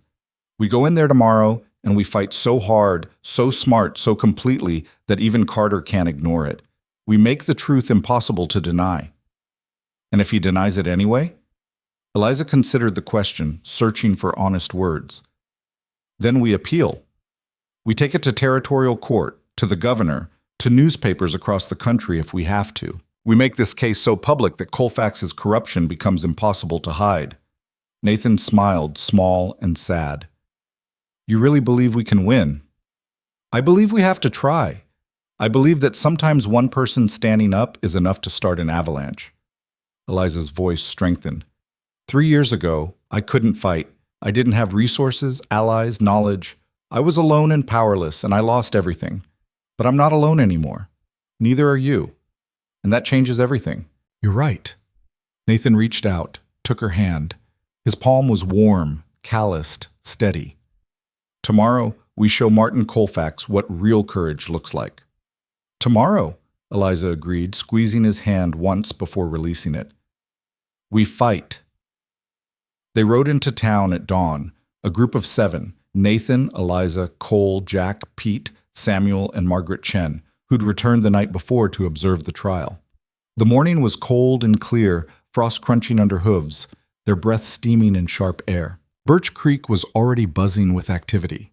Word had spread about the trial, about the accusations against Nathan Hale, about Martin Colfax's presence in town. People lined the street watching them ride past, some sympathetic, some hostile, most just curious. Reporters stood outside the courthouse, notebooks ready, sensing a story worth covering. Inside, the courtroom was packed. Spectators filled every bench, more people standing along the walls. Colfax sat at the prosecutor's table with 2 expensive lawyers from the territorial capital, his silver hair perfect, his expression confident and slightly amused. When Eliza entered, his eyes found her immediately. This time, recognition flashed clear across his face. He knew exactly who she was now, Eliza Ward, the woman whose ranch he'd stolen 3 years ago. And she was here, standing beside Nathan Hale, clearly part of his defense. Colfax's smile widened, sharp and cruel. He thought this was delicious irony, the woman he'd destroyed, trying and failing to prevent him from destroying someone else. He had no idea what was coming. Judge Carter entered and everyone rose. He was older than Eliza remembered, heavier, with the kind of face that suggested too much good living and too little conscience. His eyes swept the courtroom, lingered on the reporters, settled on Margaret Chen taking notes in the front row. This court is now in session. Carter's voice carried board authority. The Territory versus Nathan Hale, charged with criminal trespass and theft of grazing rights. How does the defendant plead? Nathan stood, shoulders back, voice clear. Not guilty, Your Honor. Very well. Prosecution may present its case. Colfax's lead attorney, a sharp-faced man named Morrison, stood and began outlining the charges. He painted a picture of Nathan as a reckless rancher who regularly exceeded his boundaries, ignored property lines, and deliberately drove cattle onto Colfax's land to steal resources. He promised to present photographic evidence, expert testimony, and eyewitness accounts that would prove guilt beyond reasonable doubt. It was a competent opening, professional and convincing if you didn't know it was built entirely on manufactured lies. Morrison called his first witness, James Whitmore, the surveyor. The man took the stand looking nervous, eyes darting between Morrison and the crowd of spectators. Morrison led him through his credentials, established his expertise, then moved to the meat of his testimony. Mr. Whitmore, please describe what you observed on October 17th of this year. I was called to survey a disputed boundary between the Colfax property and Broken Creek Ranch. Whitmore's voice came out thin but steady. When I arrived, I found approximately 40 head of cattle bearing the Broken Creek brand grazing on Mr. Colfax's land, well beyond the legal boundary. And you documented this? Yes, sir. I took photographs and measurements. Morrison produced the photographs, passed them to the judge. As you can see, the cattle are clearly on Colfax property, consuming grass and water they have no legal right to. The photographs circulated through the courtroom. Eliza studied them when they reached her. Professional quality, clear timestamps, undeniable evidence of Broken Creek cattle on Colfax land. All absolutely true, all completely misleading. Morrison continued questioning, building his case piece by piece. Whitmore testified about previous surveys he'd conducted in the area, about water usage patterns, about how this trespass fit a pattern of boundary violations. It was damning testimony, expertly delivered. When Morrison finished, he looked supremely satisfied. Your witness, Mr. Hale? Nathan had chosen to represent himself, with Eliza providing legal advice and Chen consulting on strategy. He stood now, moved to face Whitmore, expression calm and thoughtful. Mr. Whitmore, you said you were called to conduct this survey on October 17th. Who called you? Mr. Colfax's office, sir. When did they first contact you? Whitmore hesitated just slightly. I believe it was about a week prior. You believe? Don't you keep records? Nathan's voice stayed mild, curious. Yes, of course. Let me check. Whitmore pulled out a small book, flipped pages. October 10th. Initial contact on October 10th. A week before you found the cattle on Colfax property. Nathan let that sink in. And what did this initial contact tell you to expect? Just that there might be a boundary dispute that needed official documentation. Might be or would be? Nathan's eyes sharpened. Did they tell you specifically to be ready to document trespassing cattle? Morrison jumped up. Objection, Your Honor. The witness can't testify to what someone might have meant. I'm asking what he was told, not what he interpreted. Nathan kept his focus on Whitmore. Did anyone from Colfax's office tell you what you would find when you arrived? Whitmore shifted uncomfortably. They said I should be prepared to document livestock violations. Before you'd even conducted the survey? Before you'd even seen the property? Nathan's voice climbed slightly, not angry, but incredulous. They told you what you'd find before you found it? The courtroom stirred. Reporters scribbled furiously. Whitmore's face flushed. They were anticipating the problem based on previous observations, he said defensively. I see. And who contacted you on the morning of October 17th to tell you exactly when and where to conduct your survey? I received a telegram. From whom? A man named Carson. He's Mr. Colfax's foreman. And what did this telegram say? Whitmore pulled out another paper, read from it. It said, "Boundary violation occurring now on eastern section, coordinates provided, document immediately." Nathan took the telegram, showed it to the judge, then to the jury box, which in this territorial court was actually a panel of 3 local landowners Carter had selected. So Mr. Carson knew exactly when and where cattle would be found trespassing, knew it urgently enough to send a telegram, and you arrived within an hour to document it. Is that correct? Yes, that's correct. Mr. Whitmore, how long have you been a surveyor? 15 years. In those 15 years, how many times has someone sent you an urgent telegram telling you exactly when and where to find a boundary violation happening in real time? Whitmore's silence answered more eloquently than words could. Nathan pressed forward. Isn't it true that boundary violations are usually discovered days or weeks after they occur? That ranchers find strange cattle on their land and then call for surveys? Generally, yes. So this situation, where someone knew exactly when trespassing would occur, with precise enough timing to summon a surveyor to document it within an hour, that's unusual? I suppose so. You suppose so, or you know so? Nathan's voice hardened slightly. In 15 years, has this ever happened before? No, Whitmore admitted quietly. The courtroom erupted in murmurs. Carter banged his gavel, but his expression had shifted, less bored, more wary. He was starting to see where this was going. Nathan returned to the defense table, picked up a document. Your Honor, I'd like to enter into evidence this fence inspection report, signed by 2 witnesses, dated October 15th, 2 days before Mr. Whitmore's survey. It shows the eastern boundary fence was intact, properly maintained, with no breaks or violations. Morrison objected. That report is self-serving, created by the defendant's own employees. The witnesses who signed it are here to testify under oath. Nathan gestured to Pete and Samuel. Unless the prosecution believes they're going to perjure themselves in front of this courtroom? Carter looked at the report, then at Morrison. I'll allow it. Call your witnesses, Mr. Hale. Pete took the stand first, young and nervous but determined. Under Nathan's questioning, he described the October 15th inspection in detail. Every section of fence examined, every post checked, every wire tested. Samuel corroborated everything, adding his own observations. Both testified that on October 15th, the fence was completely intact. No breaks, no damage, no way for cattle to wander through. So between October 15th, when the fence was whole, and October 17th, when the surveyor found cattle on Colfax property, something had to have happened to that fence, Nathan said. Did you examine the fence after the alleged trespass? Yes, sir. Pete's voice strengthened. The fence had been cut with wire cutters, then hastily repaired with new wire that didn't match the original. Someone cut it deliberate, drove the cattle through, then tried to hide what they'd done.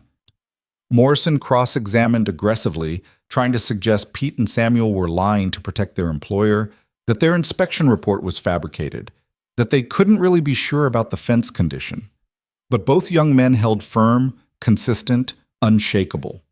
Then Eliza took the stand, and the energy in the courtroom shifted. Morrison clearly didn't expect her testimony to matter much. She was just a ranch hand, a woman with no legal standing, no particular authority. He approached her with barely concealed condescension.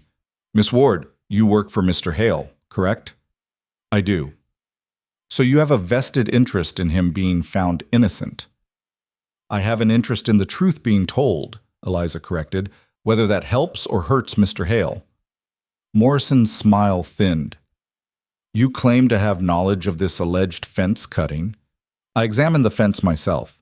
I photographed the cut wires, the fresh repair, the evidence of cattle being deliberately driven through.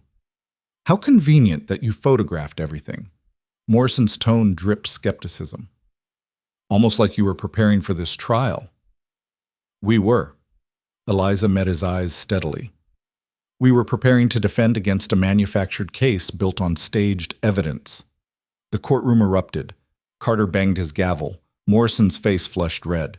Your Honor, the witness is making wild accusations. I'm stating what the evidence shows. Eliza's voice cut clear through the noise. And I'm qualified to recognize manufactured legal cases because I've been the victim of one before. Morrison froze. Colfax sat forward sharply. Even Carter looked startled. "What are you talking about?" Morrison demanded. 3 years ago, Martin Colfax stole my ranch using the exact same methods he's using now. Manufactured debt, altered contracts, a corrupt judge who ruled in his favor despite clear evidence of fraud. Eliza's voice stayed level, but rage burned underneath.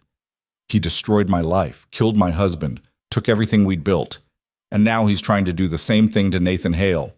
"Objection!" Morrison shouted. "This is completely irrelevant." "It's entirely relevant," Nathan countered, standing. "It shows pattern and motive. It shows Mr. Colfax has a history of using the legal system to steal property." Carter's face had gone pale. He looked at Colfax, then at the reporters scribbling frantically, then at Margaret Chen watching with fierce satisfaction. "I'll allow it," he said quietly. "Continue, Miss Ward." Eliza told her story. All of it, holding nothing back. The manufactured debt, the altered contracts, the foreclosure that came without warning or hearing, the auction where Colfax bought everything for pennies on the dollar. She described watching Thomas die of heartbreak, described 3 years of survival and grief, described recognizing Colfax's pattern when it started happening to Nathan. "So when I saw cut fences and convenient surveyor testimony, when I heard about water rights challenges and urgent telegrams, I knew exactly what was happening." Eliza's eyes found Colfax across the courtroom. "Because I've lived through this before, and this time, I wasn't going to let him win." The silence when she finished was absolute. Morrison tried to cross-examine, tried to discredit her, but his questions fell flat against the raw honesty of her testimony. Finally, he gave up and dismissed her. Nathan called more witnesses, neighbors who testified about Colfax's pattern of acquisition, ranchers who'd been pressured to sell, people who'd seen Carson and his men near the eastern boundary the day before the alleged trespass. Each piece of testimony built on the last, creating a picture of systematic corruption so clear it couldn't be denied. Finally, Nathan rested his case. Morrison gave a closing argument that tried to refocus on the simple facts. Cattle were found on Colfax property. Photographic evidence proved it. Everything else was speculation and conspiracy theory. But when Nathan stood to give his closing, the courtroom leaned forward collectively, everyone sensing this was the moment that would define everything.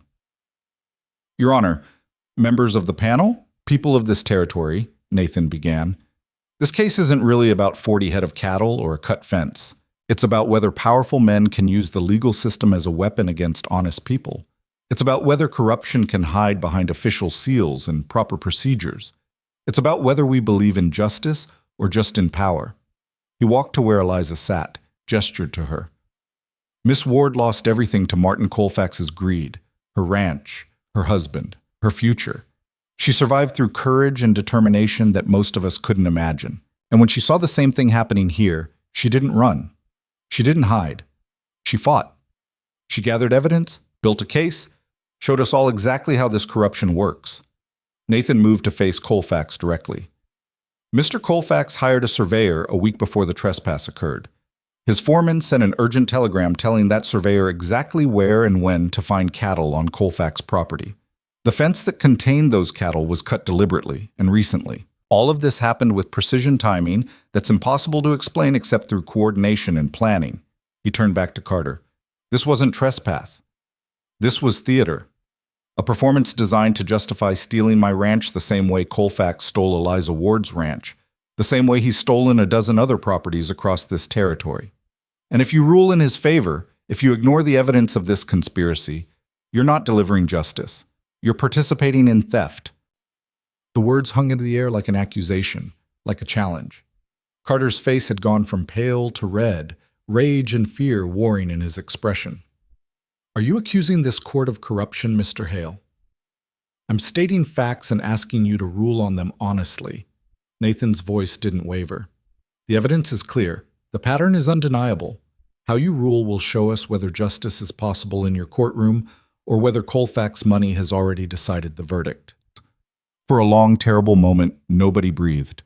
Carter stared at Nathan, at Eliza, at the packed courtroom watching his every move. His hand trembled slightly as he reached for his gavel. "This court will take a 1-hour recess to consider the evidence. Everyone will return at 2 o'clock for the verdict." He stood abruptly, disappeared into his chambers. The courtroom erupted into conversation, reporters rushing for the door to file stories, spectators arguing about what would happen next. Eliza found Nathan in the chaos, grabbed his arm. "You just accused a judge of corruption in open court." "I stated facts." Nathan's eyes blazed with fierce satisfaction. "And I made it impossible for him to rule unfairly without proving exactly what we're accusing him of." "Or," Cole said grimly, joining them, "you just guaranteed he'll throw you in jail out of pure spite." "Maybe." Nathan looked around at his crew, at Margaret Chen watching with fierce pride, at the reporters still scribbling notes. "But I made damn sure everyone's watching when he does it." They waited out the hour in tense silence, unable to eat, unable to rest. Eliza's stomach churned with fear and hope in equal measure.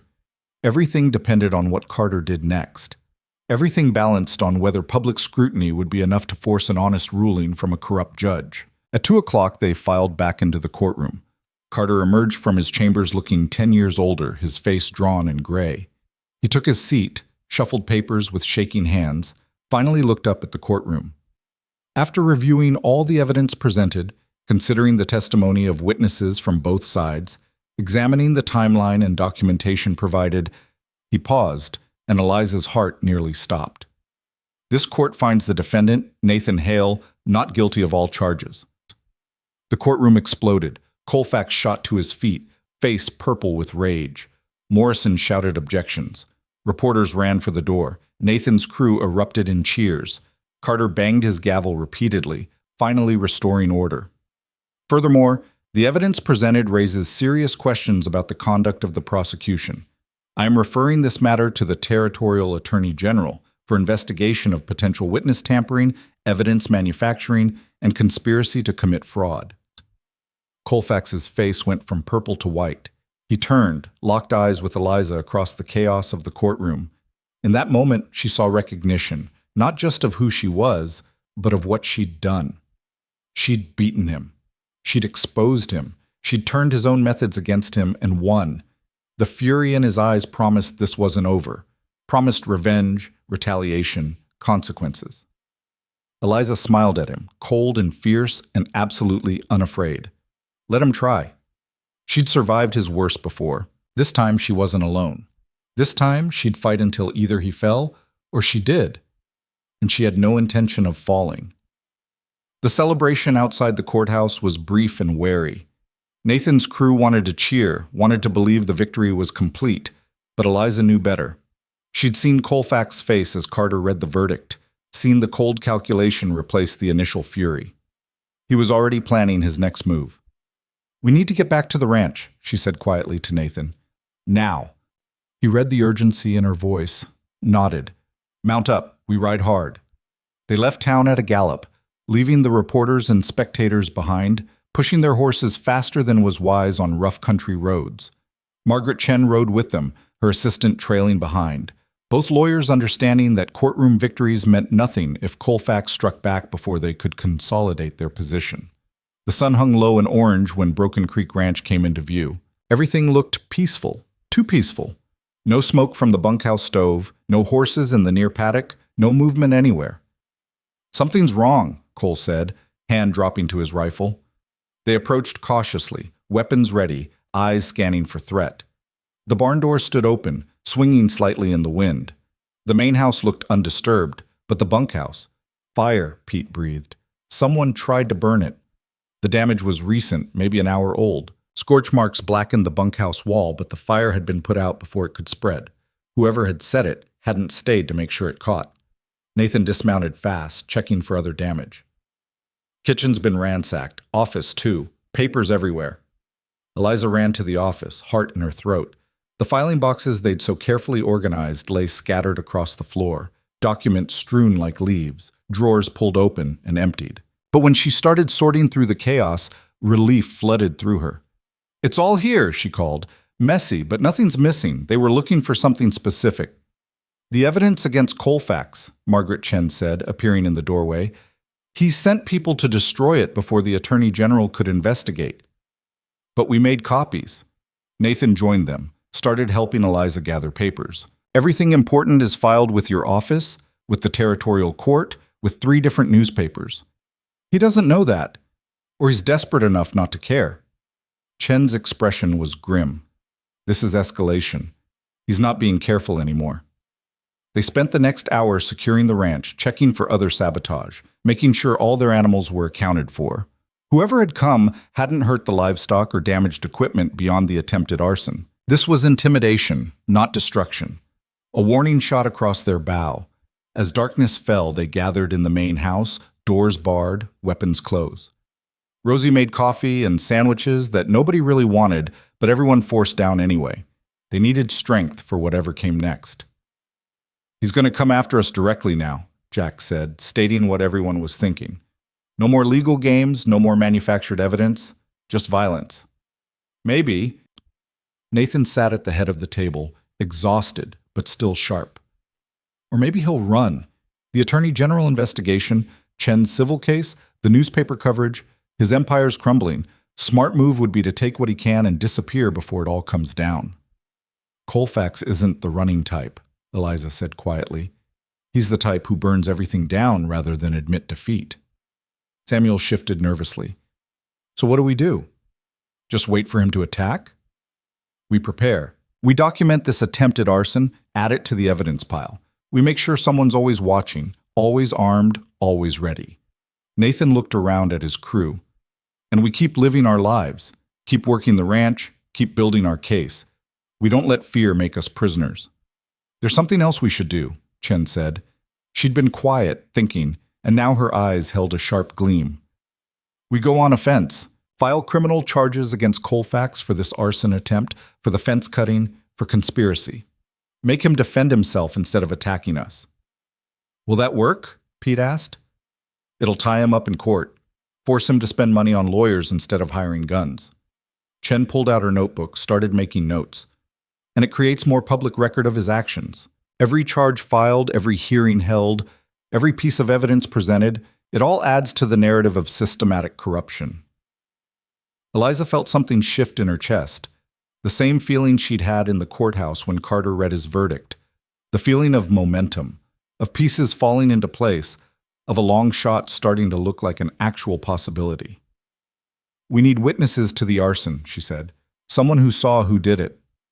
"Henderson's son," Samuel said suddenly. "He was hunting again today. Said he saw riders heading toward our ranch mid-afternoon. 3 of them, same as before." "Can he identify them?" "Maybe." Said one rode a distinctive paint horse. Another had a scar on his face. "That's Carson," Cole said.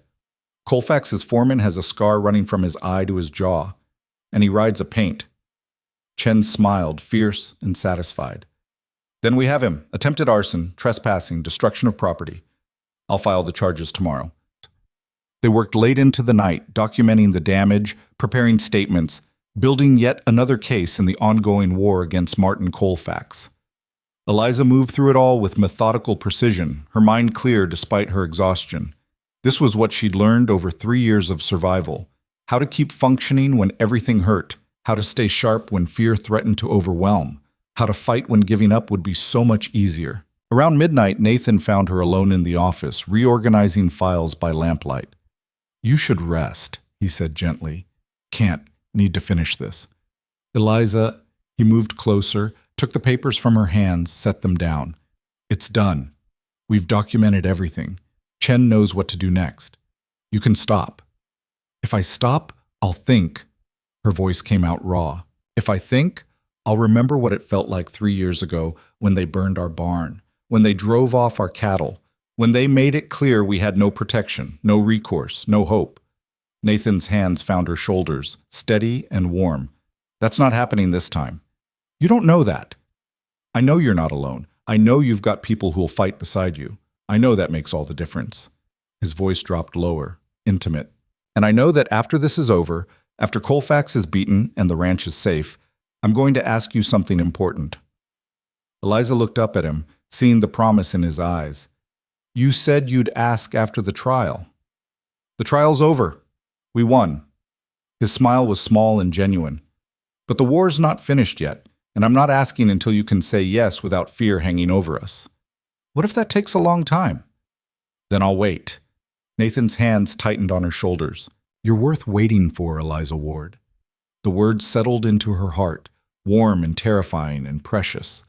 Eliza let herself lean into him, just for a moment, let herself believe that maybe, possibly, she could have this safety, partnership, something that looked like love. Then she stepped back, reclaimed her professional distance.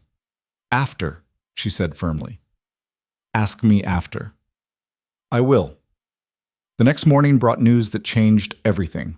A rider arrived from the territorial capital carrying urgent dispatches for Margaret Chen. She read them on the porch, her expression shifting from surprise to satisfaction to fierce joy. The Attorney General moved faster than I expected, she said, looking up at Nathan and Eliza.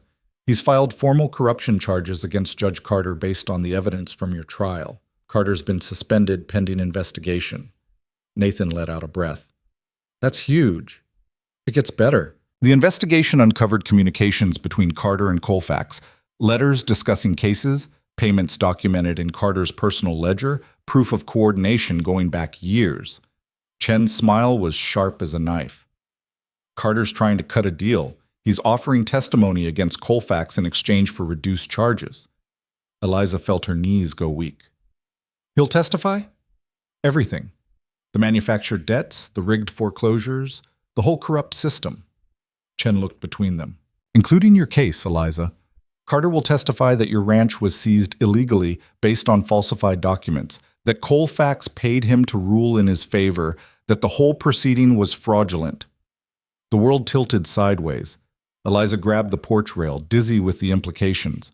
Vindication, justice. Proof that she'd been right all along, that she and Thomas had done nothing wrong, that everything they'd lost had been stolen. Can she get it back? Nathan asked quietly. The ranch. The sale was fraudulent, which makes it void. The property should revert to Eliza's ownership. Chen's voice gentled. But it's been 3 years. The land's been used, possibly damaged. The house and buildings might be gone.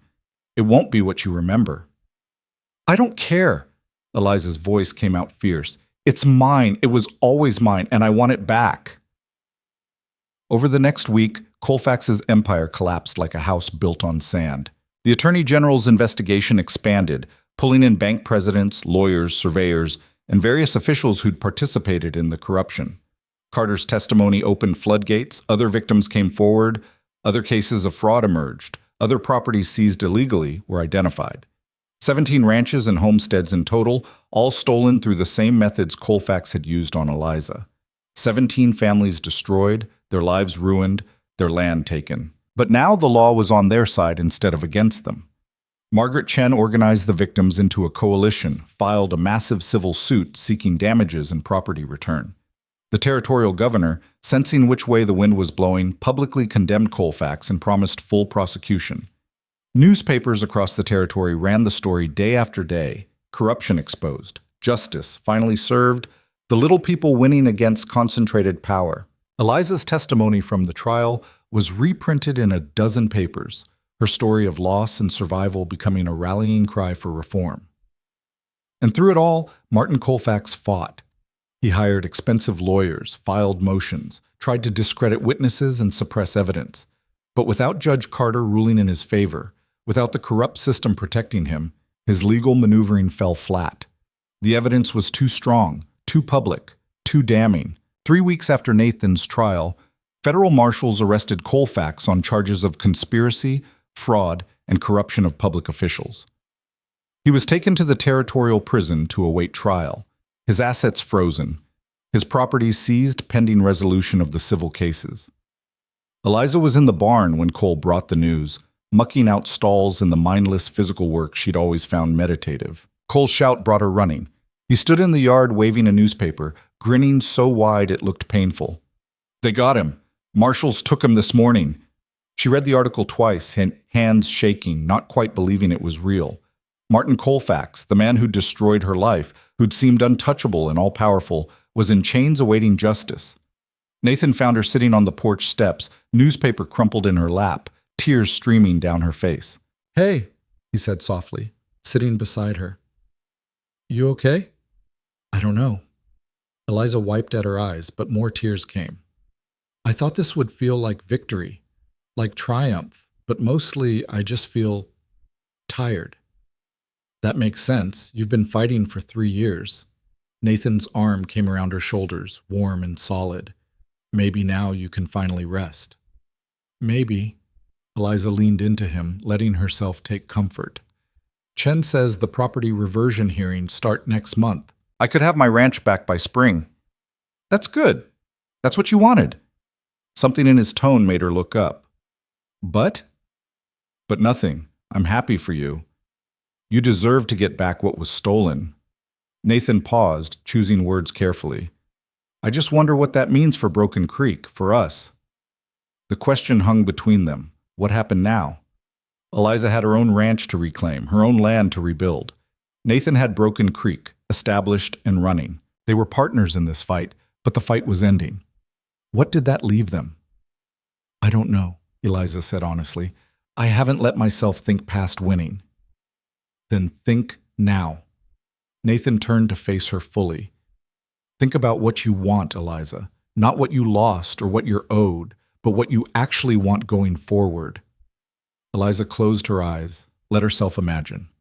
Her old ranch restored, fields green again, cattle grazing, buildings rebuilt. Her, alone there, working from dawn to dark, surviving but not living, always looking back at what had been instead of forward to what could be, or, and this possibility felt both terrifying and right, something different, something new, something built not on replacing what she'd lost, but on creating what she'd never had. She opened her eyes, met Nathan's gaze. I want to build something bigger than what I lost. Something that helps people the way we've been helped. Something that means all this suffering led to something good. Nathan's smile came slow and warm. Tell me more. A cooperative. A network of small ranches working together, sharing resources, protecting each other from predators like Colfax. Eliza's mind raced, ideas crystallizing. We use my ranch and yours as anchors, invite other victims to join us, pool our water rights, our grazing land, our market power, make it so no individual rancher is vulnerable to the kind of exploitation we fought. That's ambitious. That's necessary. Eliza stood, energized. Colfax isn't the only powerful man exploiting small ranchers. The system that protected him is still there, still corrupt. If we don't change it, someone else will just take his place. Nathan stood beside her, eyes bright with the same fire she felt. You're talking about revolution. I'm talking about evolution, taking what we've learned and using it to build something better. Eliza turned to him. But I can't do it alone. I'd need partners. People who believe in the vision, who'll work as hard as I will to make it real. Partners, Nathan repeated. Plural? At least one primary partner. Someone who shares the risk and the reward equally. Someone I trust absolutely. Eliza's heart hammered as she made the leap. Someone I love. The words hung in the air between them, finally spoken, impossible to take back. Nathan's eyes widened, then softened into something that made her breath catch. You love me? I think I've loved you since the day you offered me work and didn't ask questions about my past. Since you trusted me with your ranch and your fight. Since you stood in that courtroom and risked everything for justice. Eliza's voice shook slightly. I tried not to. Tried to keep walls up, but you broke through them anyway. Nathan closed the distance between them, hands cupping her face, gentle and sure. You want to know what I was going to ask? After the war was over? Yes. I was going to ask you to marry me. Not because I need help running the ranch, not because you've proven yourself valuable, but because I can't imagine my life without you in it. Because you make me better, braver, more hopeful than I've ever been. His thumb brushed across her cheek, catching a tear. Because I love you, Eliza Ward, and I want to build a future with you. Eliza's answer was a kiss, fierce and desperate and full of 3 years of grief transforming into hope, loneliness into partnership, survival into actual living.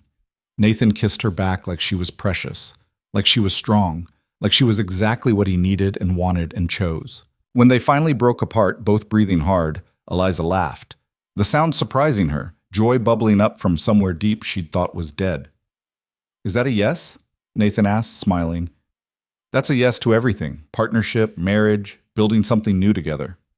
Eliza took his hands, squeezed tight. But I need you to understand, I'm not going to be a traditional ranch wife. I'm going to work beside you, make decisions with you, fight battles with you. Equal partners in everything. I wouldn't want it any other way. Nathan's smile widened. Though I have to warn you, the crew's going to be insufferable about this. As if summoned, Cole's voice rang out from the barn. About damn time! We've been watching you two dance around each other for weeks. Laughter echoed across the ranch. Jack and Pete and Samuel emerging from various hiding spots, all grinning like fools. Even Rosie appeared on the kitchen porch, wiping her hands on her apron, smile warm and knowing.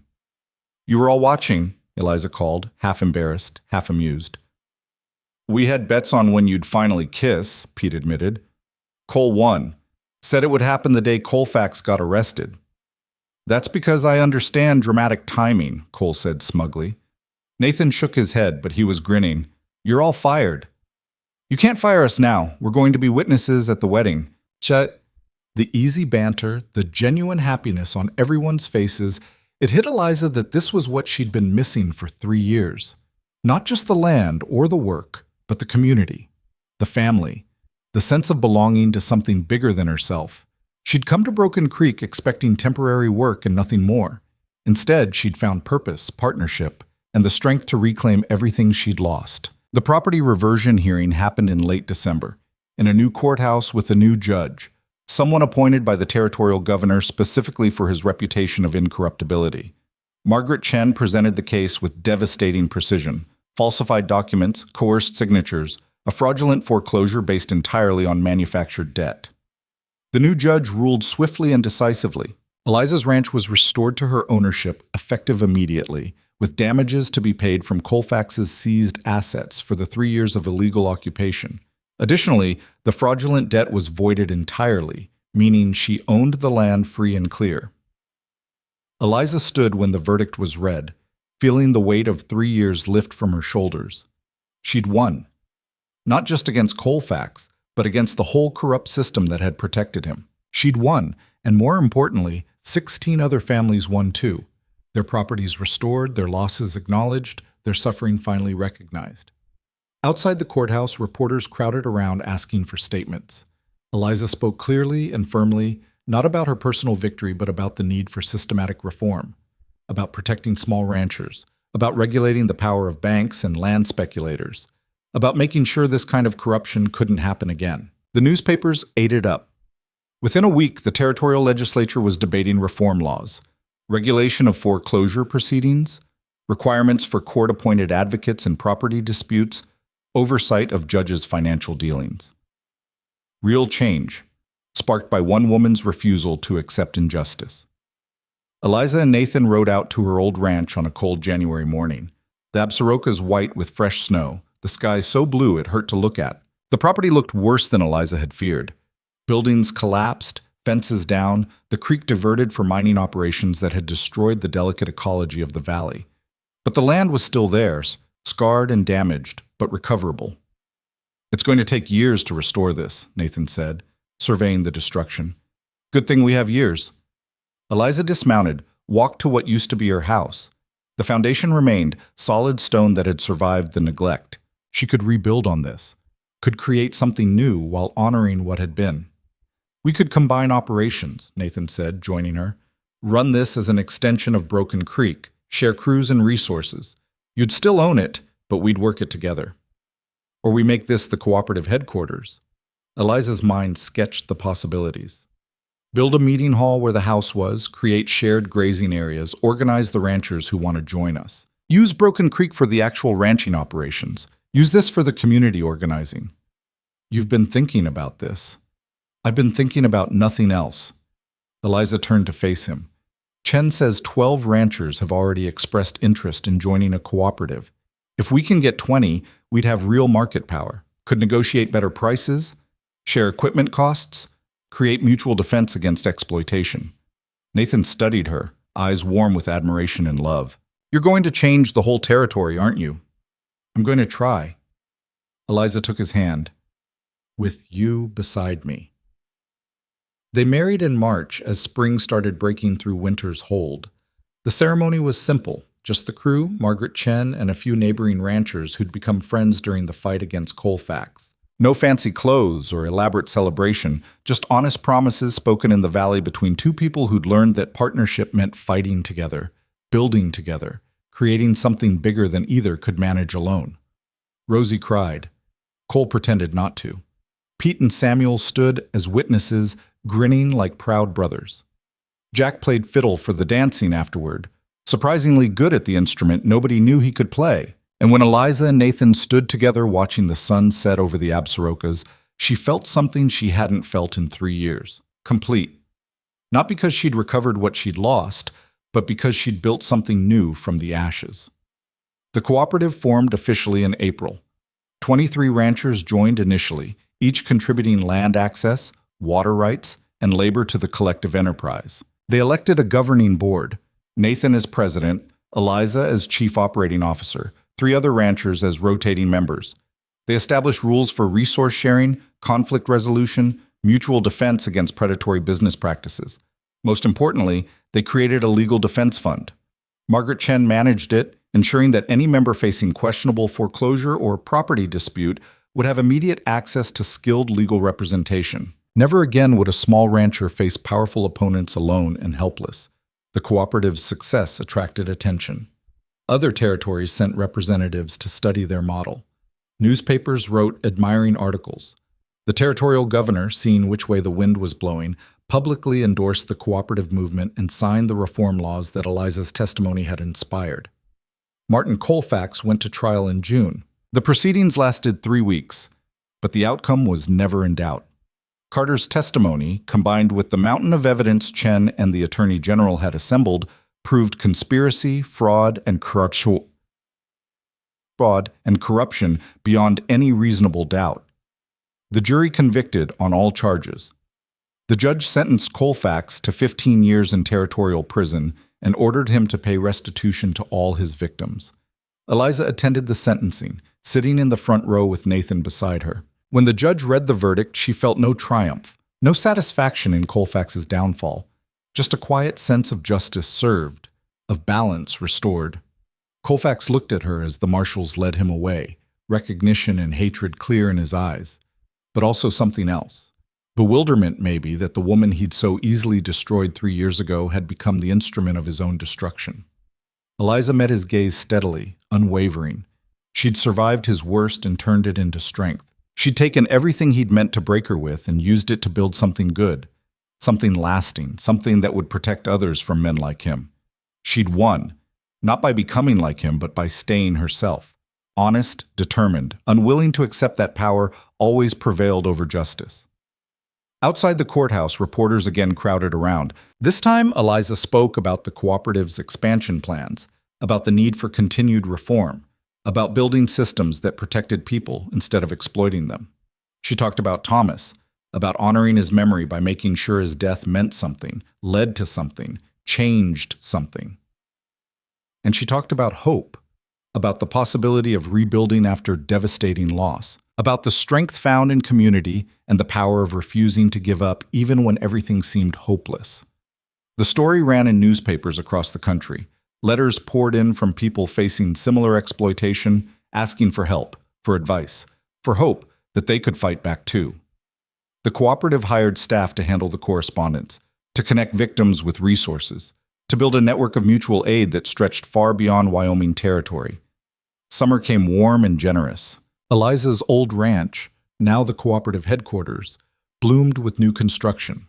A meeting hall rising on the old foundation, bunkhouses for visiting members, corrals and barns for shared equipment.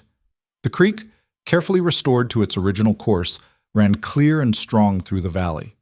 On a late July evening, Eliza stood on the porch of the meeting hall watching the sun paint the Absarokas in shades of gold and crimson. Behind her, the hall echoed with voices, ranchers planning next season's operations, debating resource allocation, building the kind of democratic partnership that made individual exploitation almost impossible. Nathan found her there, slipped an arm around her waist, pulled her close. "Penny for your thoughts?" "I was thinking about the day I first saw Broken Creek. How desperate I was. How certain I'd never be anything more than a temporary hand working for meals in a bunk." Eliza leaned into him. I couldn't have imagined this. Any of this.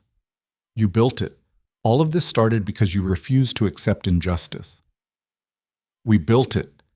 Eliza turned in his arms, looked up at the man who'd given her a chance when she had nothing, who'd fought beside her, who'd loved her through grief and anger and the slow transformation into hope.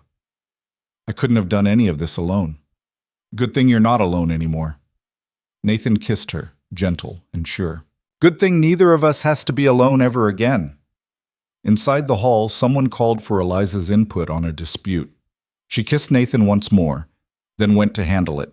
This work that had become her purpose, her calling, her way of making sure suffering led to something good. The woman they'd thought was too old, too broken, too late to matter, had become the one who changed everything. From loss, she'd built legacy. From silence, she'd created power. From the ashes of everything she'd loved, she'd grown something new and strong and absolutely unbreakable. And standing there in the cooperative she'd founded, surrounded by the community she'd built, partnered with the man she loved, Eliza Ward proved something the world had tried to deny her. It was never too late to rise, never too late to fight, never too late to win. She'd survived the destruction, survived the grief, survived 3 years of carrying weight that should have crushed her. And on the other side of that survival, she'd found not just herself but her purpose. Not just vindication, but victory. Not just life, but love and community, and the fierce joy of building something that mattered. The setting sun blazed gold across the valley, blessing everything it touched with light.